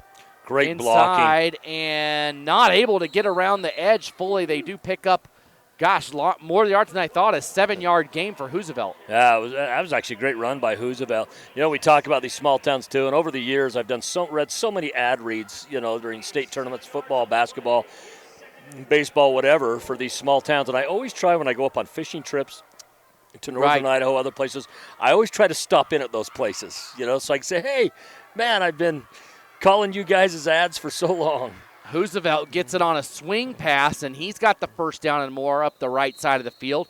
Gets close to the 30-yard line, first down. And Lance, I do the same thing. If I'm somewhere and I need something to eat, and I'm in a town with one of our, a sponsor, I'm going to eat there. Like, I am going to do my best because we literally cannot do it without our sponsor. That's right. Thanks so much for all of you that have been on tonight.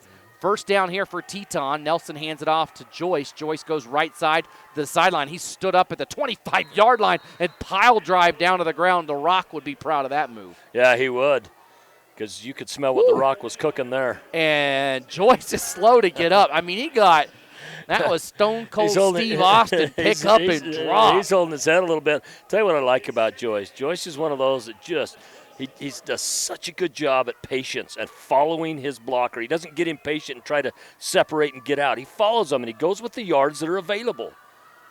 Nelson looking to throw this time. Pass outside to Ty Brown. Ty Brown fights through one tackle, fights through two, and he's got the first down to the 19-yard line. He was hit 2 or 3 times, still stayed on his feet and gets the first down. Well, if you've ever seen Ty Brown in basketball, Ty's a big boy. He's tall. And most of the guys hitting him around 5'8" to 5'10". It's hard to bring down. He's a good solid 6'4". 1:18 to go here in the third quarter. Teton knocking on the door. Ball on the 20-yard line. Pass outside left side to Roosevelt. Roosevelt dancing around, gets to the 15-yard line, maybe to the 14, a pickup of 6. Well, and Teton doing what Teton does. They put it in the hands of their playmakers and let them get the yards after catch on there. That's one of the things that Roosevelt does, and they don't have to have big plays. They've had some big plays in the game, but they don't have to. They can do these chip plays, kind of like what we saw out of North Fremont versus Bear Lake earlier. Here's the snap, handoff right side to Joyce, and he gets maybe a yard. I don't think he gets anything. No, they'll give him a yard to the 13. It's going to be 3rd and 3 here. It hasn't been a good thing anytime they've ran into Isaac Finley tonight. He's been the one spot. They've been getting through on other parts of the line, but they don't get through where Finley is. Big stop there for Buhl. 25 seconds to go here in the third quarter. 3rd and 3 for Teton, ball left hash. Here's the snap. Nelson throws left side and out of the reach of his intended receiver. That was number 48. Was Boston Gunther. And it's going to be 4th down. We'll see what Teton does here with 16 seconds to go. Of course, come basketball season, if you stick with IdahoSports.com and listen to games, you'll hear a lot of these same names from these teams as well. Buhl had a very good basketball team last year, did an excellent job at state. And they'll go up the middle with Nelson. Nelson's got the first down and more down inside the 5 to the 4-yard line. So the quarterback draw works to perfection. And they're going to try to get one more play off. There's 11 seconds on the clock running.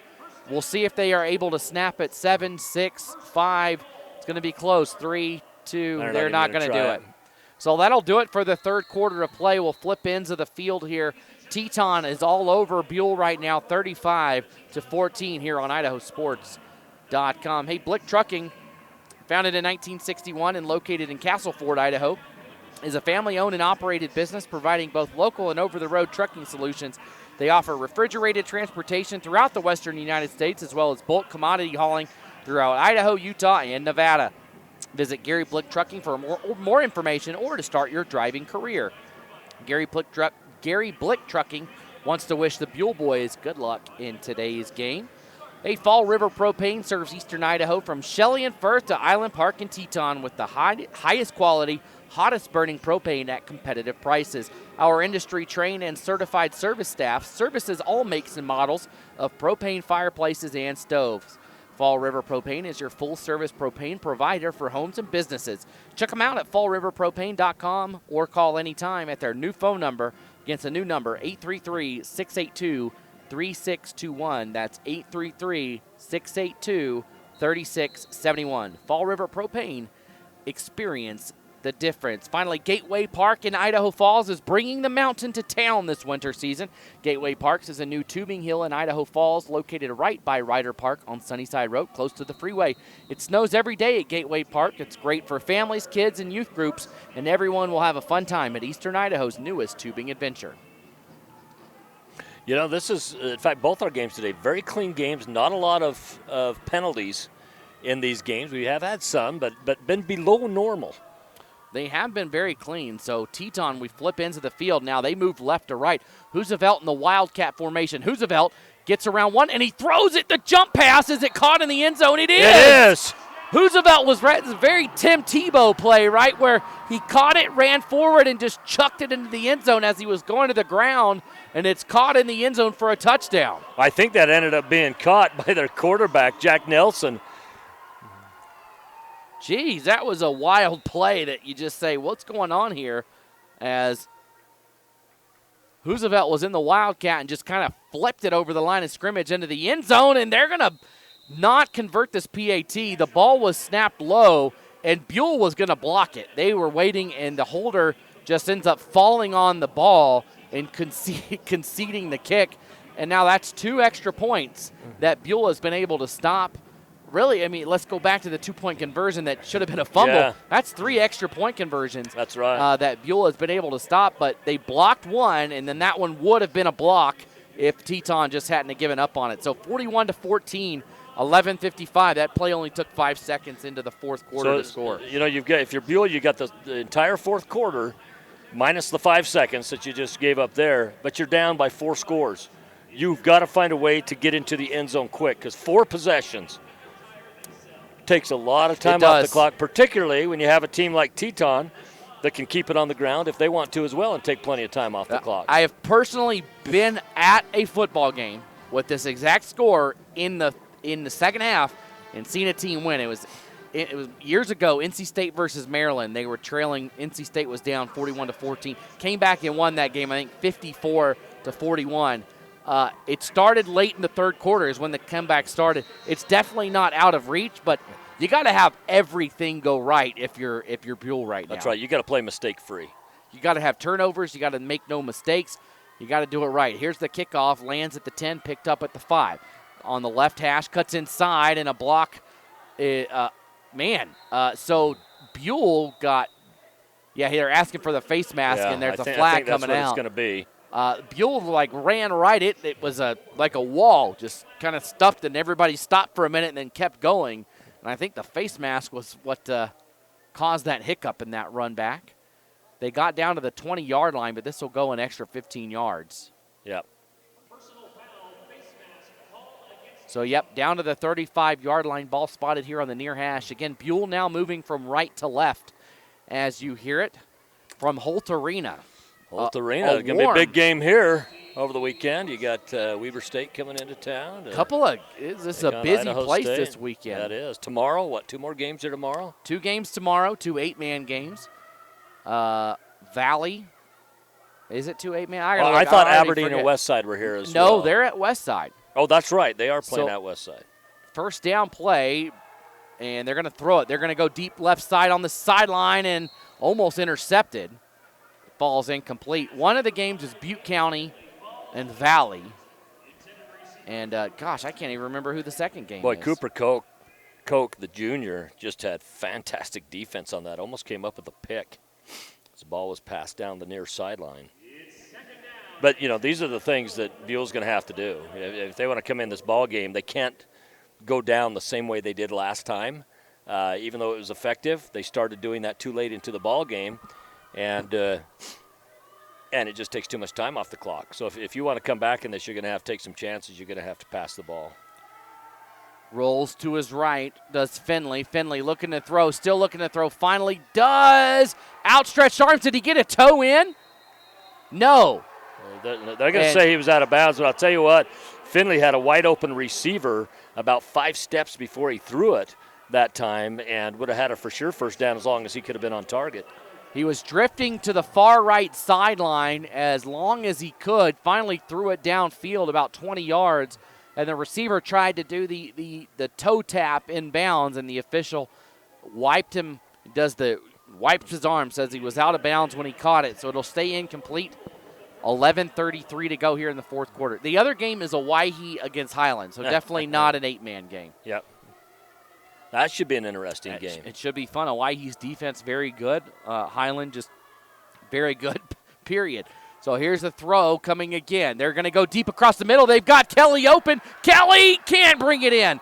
Just on the edge of his fingertips at the 20-yard line.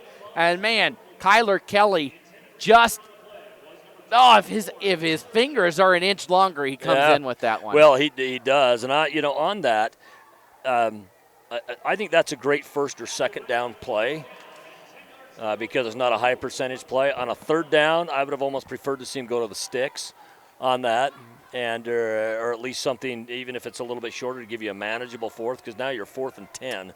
And Buhl has reached the point, again, that last drive, it was pretty much all on the ground, and it worked to perfection. But when you're down by 41-14, you've got to put together points fast, and you got to go to the air, and they go 3 and out trying to do so.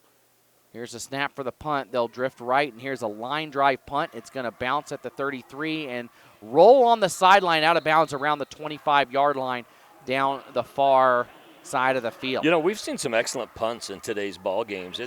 Punting has been the thing that has really been a bright spot. It has, yeah, and I know that sounds like like a slant, but no, punting is a huge part of a game. Well, because it's a field position.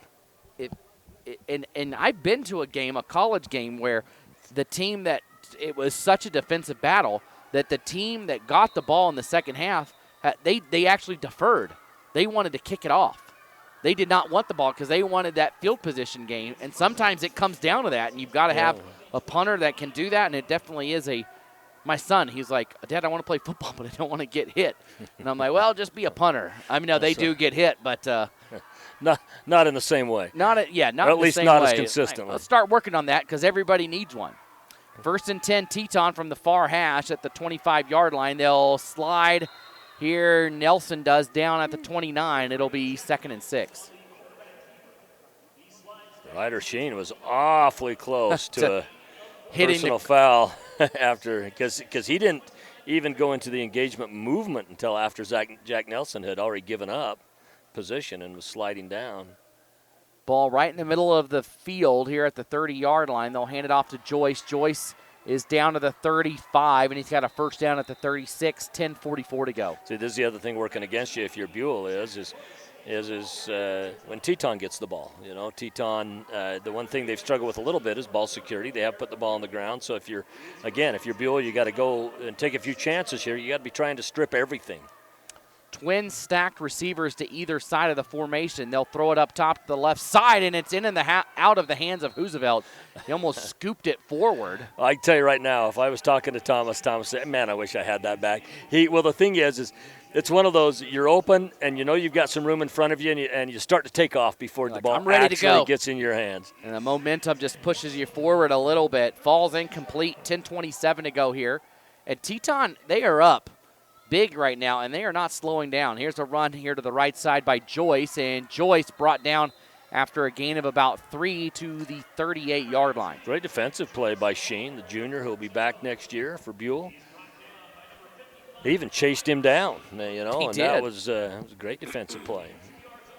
So Teton again quickly to the line. Again, they lead this thing by 27 points, and they're not slowing down their no huddle tempo offense. Last time that they stacked receivers on both sides, it was a run play. And they do so again, this time again to Joyce up the middle. He picks up about 5 down to 6 yards down to the 44. You know, the dangerous part for the defense there when they do run stacks is you're pulling, especially on both sides, you've already got your corners out there, and now you're pulling your safeties out. You're moving your outside linebackers out just a little bit.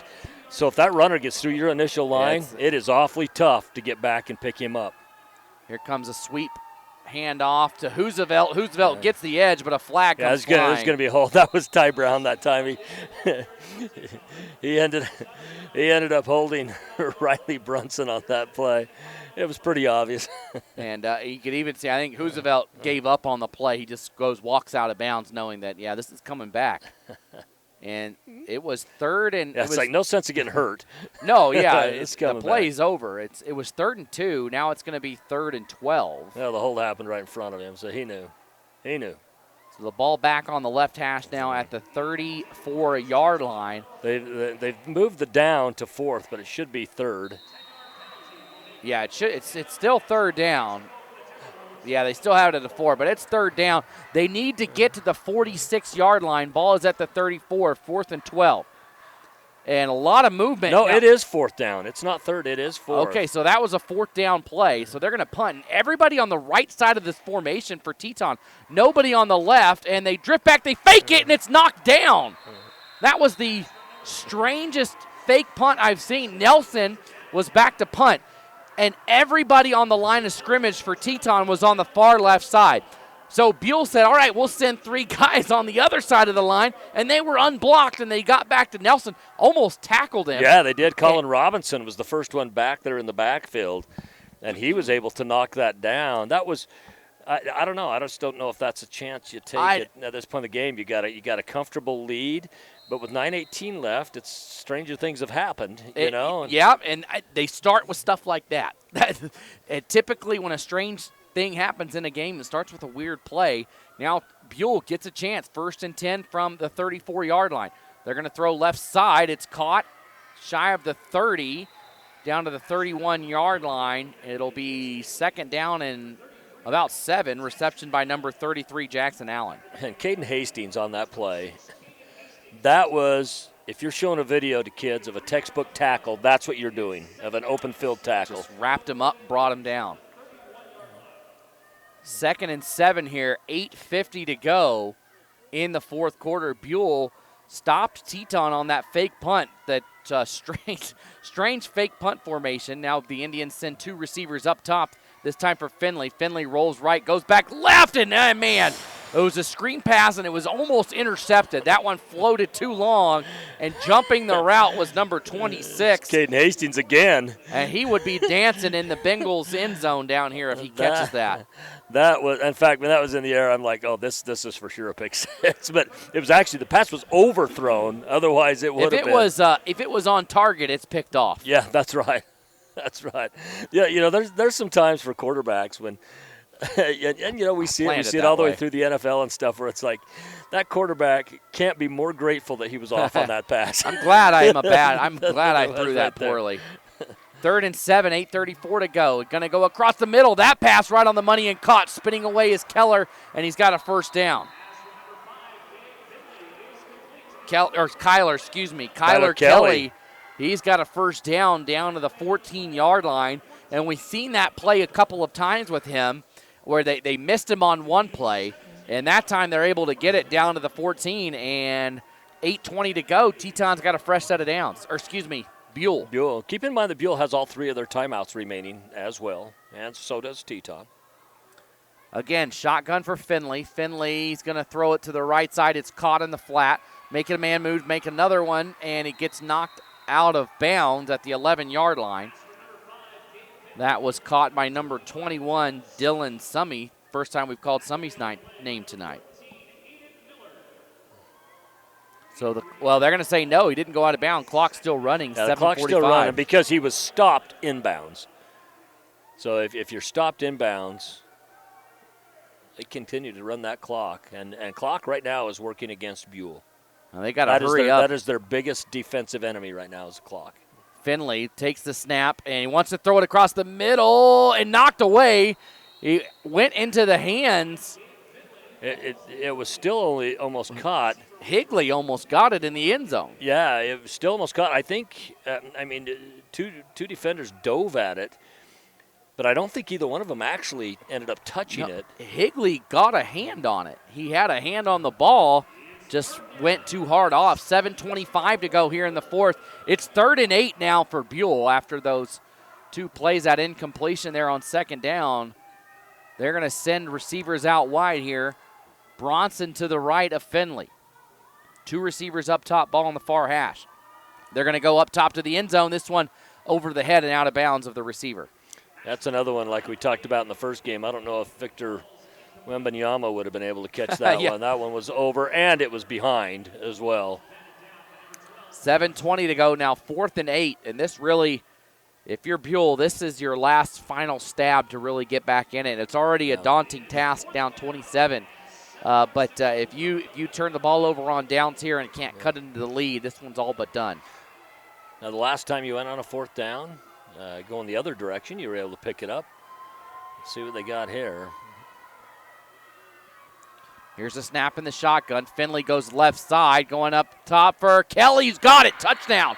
What a perfect pass to Kyler Kelly in the left corner of the end zone, right on the money. What a fantastic pass as well. You know, the passes, and you hate to say this because it's just kind of been some inconsistency from Finley, but man, when he's on, and it's a tight spiral. He's had a couple of passes where you're like, how could you have thrown it any better than that? And then some that have gone over the heads of the receiver. But that one right there, his 2 touchdown passes have been exactly where they needed to be. And now Buhl cuts into the lead. An extra point here will cut it to 20 with 7:14 to go. Again, that's an 11-yard touchdown reception by Kyler Kelly. The snap is down, the kick is up, and it's good. The laces were in, but the kick was still good, up and through. And now Buhl trails by 20. Farmer Funeral Chapel in Buhl has over 70 years of providing professional and reliable funeral services. Serving Buhl, Castleford, and the Magic Valley, they make sure that they provide the best service for the grieving family. Farmer Funeral Chapel's pledge is to help you honor your loved one in a meaningful way, offering thoughtful guidance and personal attention to every detail. That's Farmer Funeral Chapel in Buhl. Thanks again to all of our local sponsors. We've hit on them, but let's just go by name. Kelly Oil, Blick Trucking, Cowden Automotive, True Leap Technologies, Farmers Bank, Farmer Funeral Chapel, and Fall River Propane, as well as Gateway Park. That Gateway Park is fun. There's one in Eagle on Eagle Island. There, and I mean, it's the same name as this one over in Idaho Falls. Well, I think this is the first year for the one in IF. It is. It's the first year.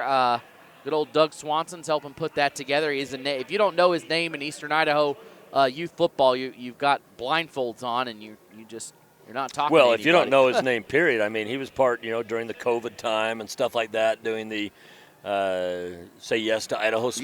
Yeah. He ran that podcast. I've known Doug for a long, long time. He's a great dude. Here's the onside kick, and it's recovered. Buhl almost got it. It was one of those dribble right up the middle, and the kicker almost gets it. It was a good onside kick. Buhl not able to pick it up. Teton recovers. 7:14 to go. But, yeah, it's that first year of it. I noticed it 2 weeks ago. I was driving to my sister-in-law's house. They live right off Sunnyside, and I'm like, look at that hill. I bet that's a tubing hill. And then when I talked to Doug, he's like, yeah, that's ours. Well, Doug, of course, has a lot to do with Kelly Canyon as well. He runs a bike company as well. Again, I don't want to say too much because I haven't paid for advertisement. But well, I mean, we could probably talk him He into does. Gateway Park is paying for it. Yeah, well, Gateway We'll Park give him – Doug has done enough. He's earned it. Oh, he has. Bill's Bike and Run is, his bike business shop that he runs. And does a great job. Doug, of course, the 7-on-7s that he runs in the spring for the junior high kids and younger kids. That thing is jam-packed with teams. Fields are full every weekend over there between Rocky Mountain Middle School and Bonneville High School.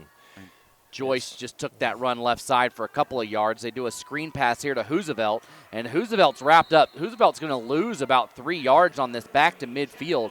It's going to be 3rd and 9. That's been one of the few plays in this game that Hoosevelt hasn't been able to create get some away. yards Yeah. after the catch.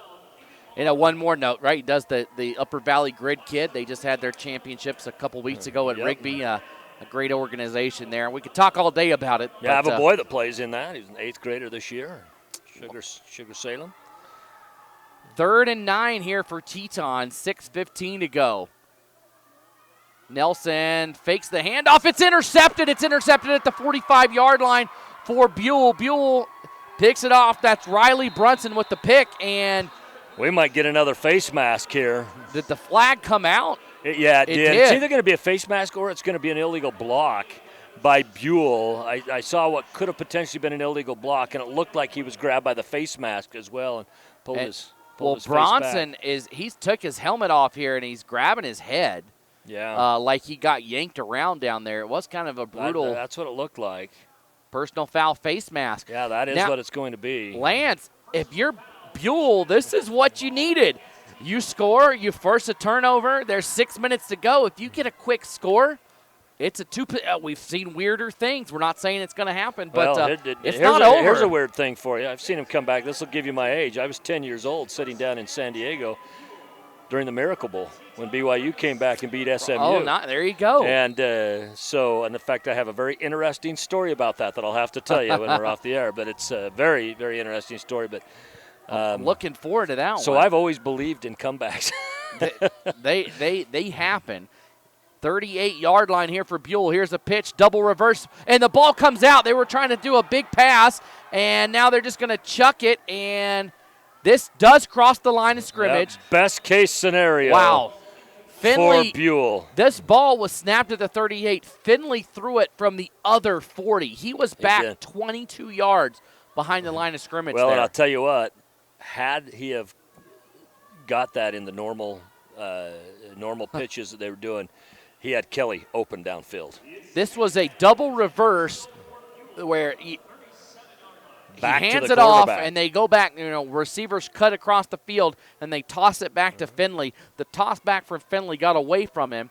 And like you said, if he had been able to get it and pitch it downfield, we might be looking at a touchdown. Finley back to pass this time on 2nd and 10. Goes across. They've got a man open. It's caught at the 10. They're going in for the touchdown. Buhl answers this time to Jackson Allen, 37 yards, and Buhl is right back in this thing. With 5:47, Buhl gets back on the board again. And I believe that was a 32-yard? 37 yards. 37-yard. For number 33, Jackson Allen. Catches it in stride, and all of a sudden, this is a 14-point game with 5:47 to go. Extra point pending. And you do have a little room for error on the extra point because you were 20 down, not 21. I mean, you hope to not miss any, obviously. Here's the snap. Here's the hold. Kick is up. Looks good. It is good. And just like that, it's 28-41. Buhl back-to-back touchdowns here. This is just a 13-point game. And, Lance, we go back so many times. You look at Teton. They scored at the end of the first half.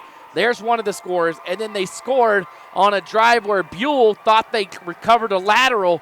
This could easily be a Buhl lead when you look at it, just those two plays alone. Or a tied game. It could be tied. Could be Buhl in the lead. You just never know. And 5:47 to go. If they can recover an onside kick, they almost got the last one. Folks, don't go anywhere. If you know somebody that turned this off and went to bed, tell them to come back because this one's not over yet. 5:47 to go, 41-28. We have seen crazier things at all levels of football. Heck, we've seen crazier things in college football and high school this year, or at least as crazy. And things are going right for Buhl. You get a touchdown. You get a takeaway, you turn that into a touchdown, and that's where it starts. And man, they dodged a big bullet in the drive by being able to throw that one away. Nice heads-up play by Finley. So, well, what you need with your onside here as well is you need to be able to get a bounce off it into the air. So here it comes, pretty evenly everybody, more players on the right side of the line here for Buhl. They're going to run up. Let's see what they do here. They do a pooch kick down the sideline. It's still in bounds. Teton needs to pick it up. They finally do so at the 12. It's Roosevelt, and Roosevelt gets to the 20-yard line.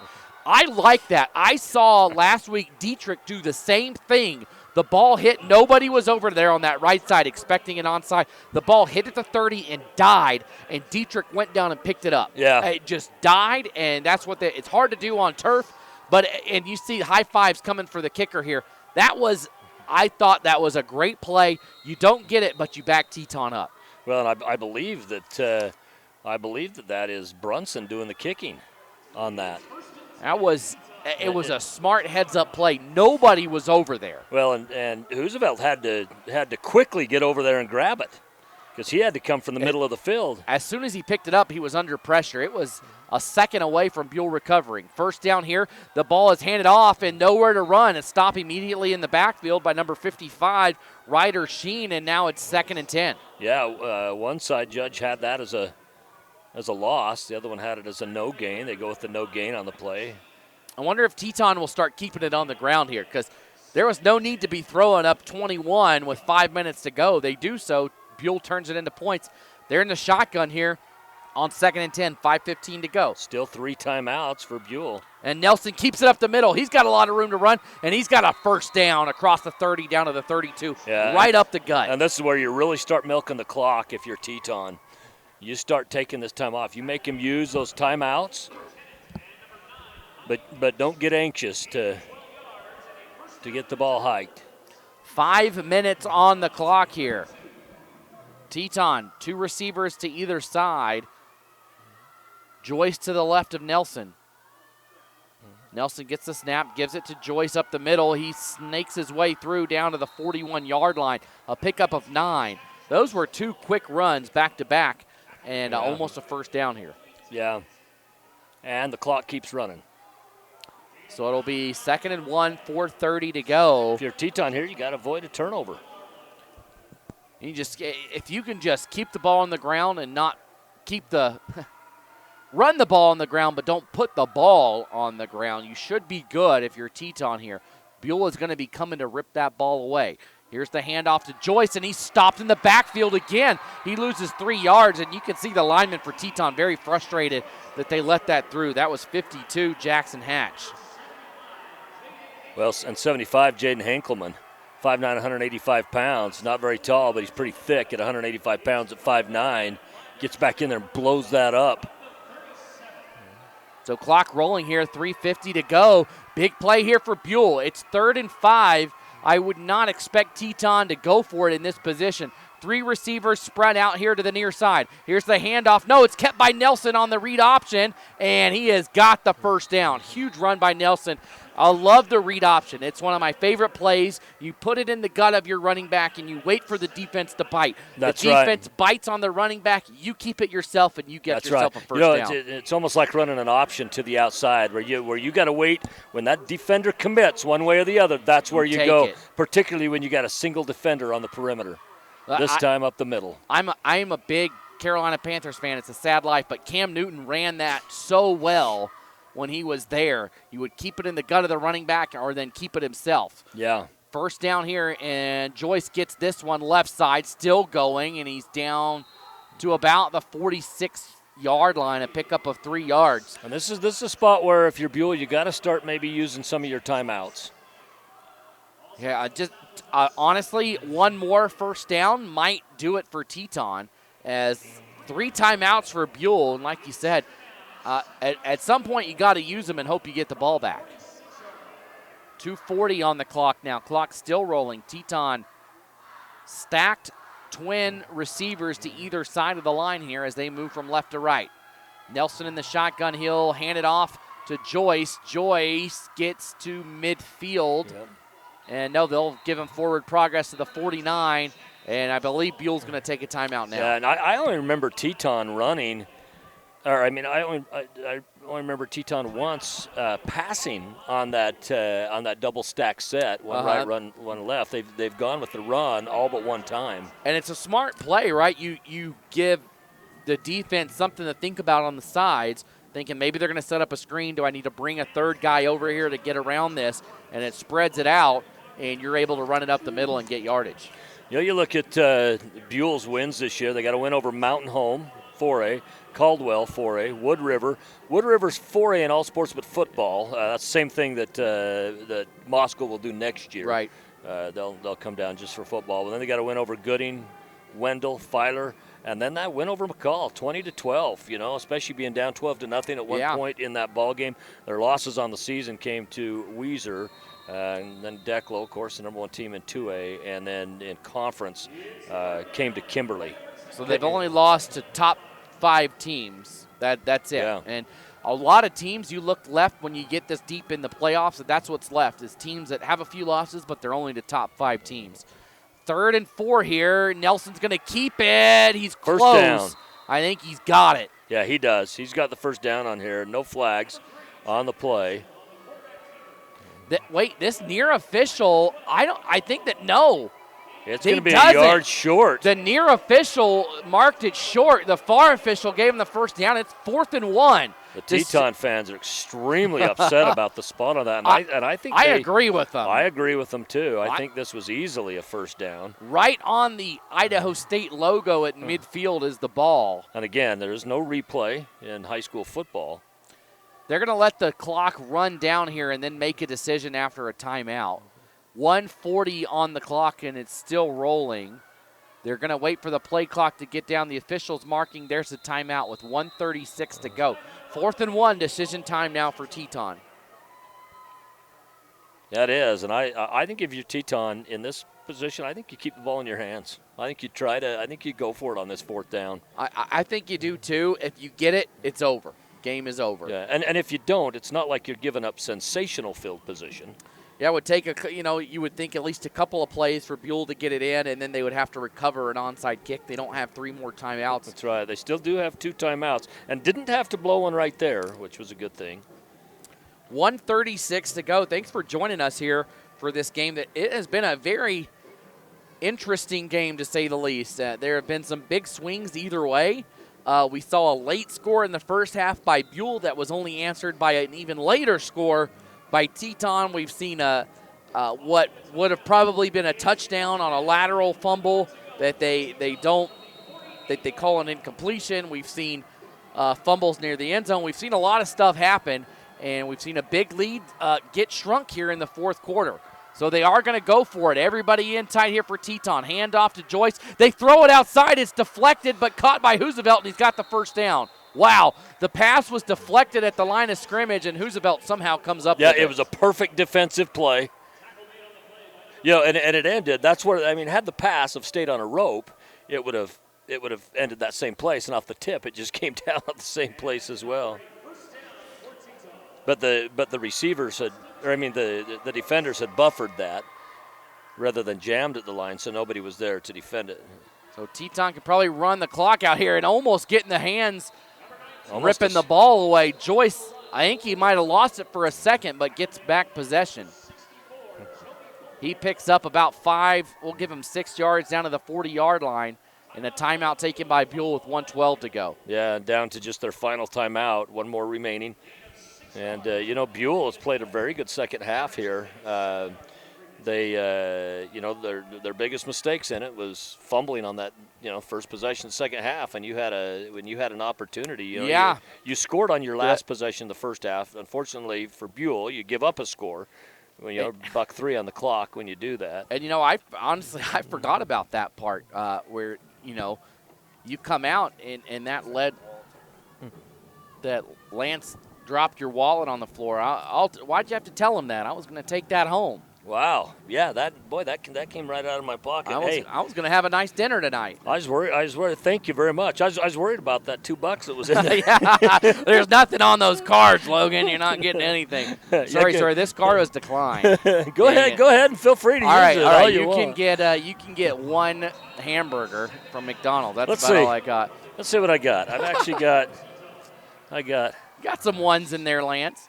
Here's a handoff. I got about $33. Joyce spins around, and he's got a first down. Only 1 timeout for Buhl, 1:05, and they're going to use it right here, I believe. Yep, they do use it. it won't matter. Teton can just take a knee and end this game. So I got $33. Wow. And I still have 2 of my 7 children at home, which means it'll be picked clean by tomorrow morning. So I might as well just stop and grab a burger on the way home. Use it or lose it. Something. Use it or lose it, Lance. Yeah, it was funny because I used to like to always have a little bit of cash with me. Once my older kids started getting in high school, and of course they're long out of the house. They've given me some wonderful grandkids now and stuff. But it's funny, I'd have like $100 in my pocket, and various bills and stuff. The next morning I open up and there's like 5. What'd you guys do? The kids are like, sorry, I needed 20 for this. I needed 40 for this. I needed 5. All right. Yeah. So I learned pretty quick. You don't carry cash unless you have to. It's called Dad's Bank. That's what right. they call it. And they're not stealing it. I mean, they just do it before they ask. They just need it for something. And I may or may not have given it to them had they have asked. But 1:05 to go here. Teton's in the shotgun, and Joyce gets the handoff. Joyce up the right to hash, and he gets 9 yards all the way down to the 22. And now you just kneel on him. Second down. You just kneel on it. There's no need to do anything fancy, as you've got this one in the bag. 41-28 with 45 seconds to go. One kneel down here if they let the clock run, and that should do it. But they're not going to kneel. They're gonna hurry up and into the shotgun here. Nelson takes it. Nelson looks to throw it. He's going to throw it deep. It's intercepted at the 5-yard line, and Buhl's going to have it down to the 25. That's picked up by Brunson. That's his second pick of the game. Why do you do that, Lance? I have no idea, especially when you think, what if something crazy happened? Like, what if he ran that back? Well, or what if they get a pass here, 1 yard one play touchdown pass? Yeah. Get an onside kick and have a chance at a Hail Mary and get it. Why on earth? Look, it happened to Miami a few weeks ago. Yeah, that's right. They ran the ball. All they had to do was take a knee. Georgia Tech gets the ball, throws a Hail Mary. This is the thing. It's not likely, right? But you never it's know. Still possible, and it's not like totally unreasonably possible either. Here's the snap to Finley. Finley looking to go deep right side, up and incomplete. Intended on the outside, trying to get the number there. 42 was the intended receiver, Porter Higley, and that one just sailed too far out of bounds. But like you said, is it likely? No. But what if he runs that back for a touchdown? All of a sudden, there's probably 20 seconds on the clock, and you just never know. I don't know why you're literally one knee and the game's over. Yep. I mean, maybe there was a particular stat they were one. Yeah, they were looking for Roosevelt in the right corner of the end zone is what they were doing, but Brunson just cut the route and jumped over it and picks it off. So it's second down here, 17 seconds to go for Buhl. Finley looking to throw. He's going to go deep down the right sideline again, and it is caught in stride by Kelly, and he's got it down to the 40-yard line of Teton. They're going to rush to the line because this clock will start as soon as it's spotted. They're going to spike this one, and they snap it. Hurry up and snap it, guys. There you go. They spike it down with 6 seconds to go. This will probably be the final play of the game. Yeah, it will, and it's one that they can't win it on, unfortunately for Buhl, and fortunately for Teton. But this right here is why a perfect pass from Finley, and he's been able to do that. Why you don't play with fire. You don't play with fire That's and throw with a minute left in the game when all you got to do is take a knee. That's right. I guess it probably doesn't matter here. One final play for Buhl. They got 3 receivers to the far side for Finley. Finley back to pass. He's going to chuck this one deep. Good arm strength into the end zone, and it's going to be intercepted by Roosevelt in the end zone as the clock's hit 0-0.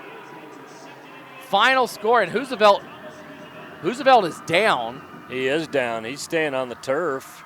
And it looked awkward as he went down with that interception. They're helping him up now. They lifted his right leg up like it's a cramp, but this, Lance, this is why you just take a knee and none of this question happens. What if he's hurt down there? We can talk more about it, but the final score 41-28. We're going to take a quick break and be back with our player of the game right after this.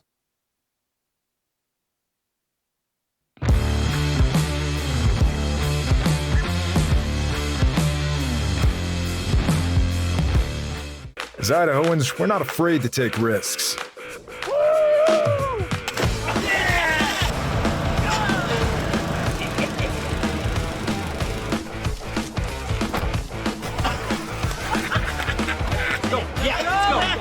All the way, all the way. Go. All the way down, all the way down. Driving under the influence is not a risk we're willing to take. Be around to do more of what you love. We do things differently in Idaho. Sometimes we go east to find west, where muddy trails meet huckleberry smiles. Stars shine electric, and the wind smells like destiny. Sure, our traffic jams are strange, and not all our steaks are ribeyes. But wherever we go, our eyes never leave the road. Belts strapped and dreams packed, no distractions, no phones, focused. From here to there, it's who we are.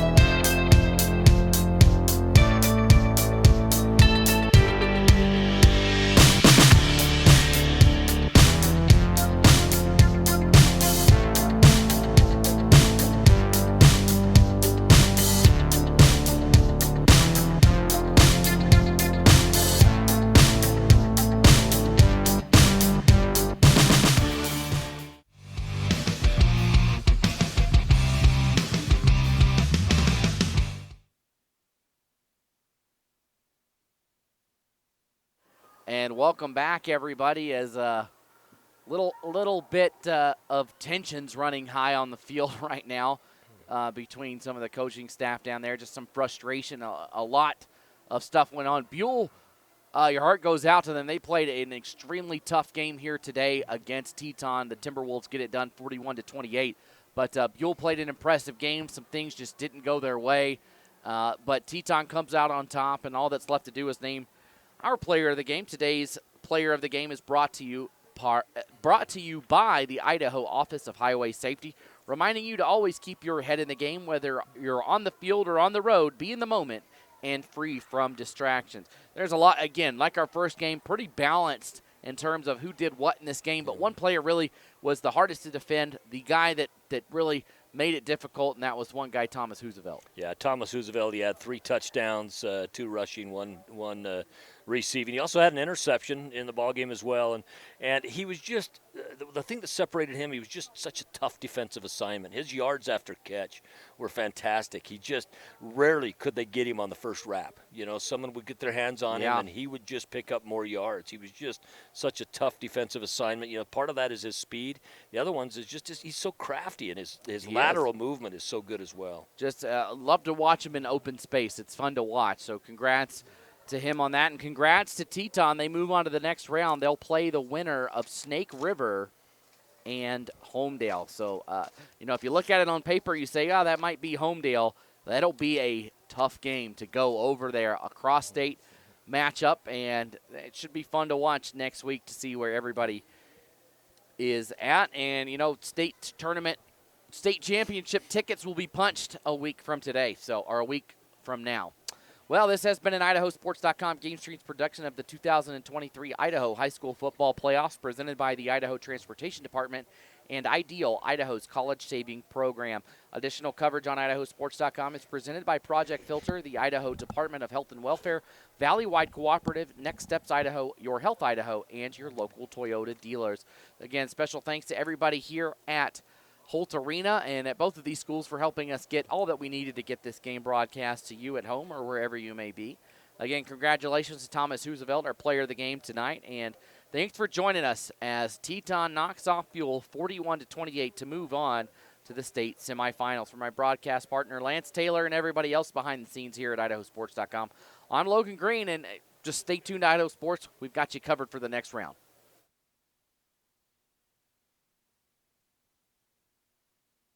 Did you know Idaho high school seniors graduating next spring are eligible for up to $8,000 in grant money for career training and education through Idaho Launch? Funds can be used to cover the cost of apprenticeships, job training, community college, and university programs that lead to in-demand careers. Students choose their own path, and Idaho Launch helps pay for it. Funds are limited. Apply today at nextsteps.idaho.gov/launch. Idaho Launch. Support in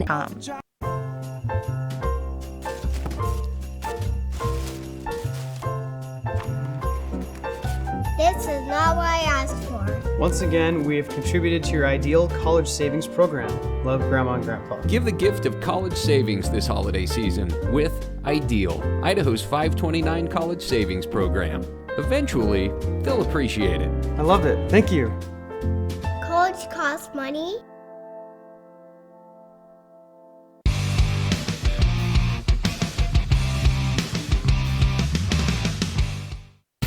This has been a presentation of IdahoSports.com GameStreams. This broadcast is copyrighted to IdahoSports.com. Any rebroadcast, retransmission, or other use of this broadcast without the expressed written consent of IdahoSports.com is strictly prohibited.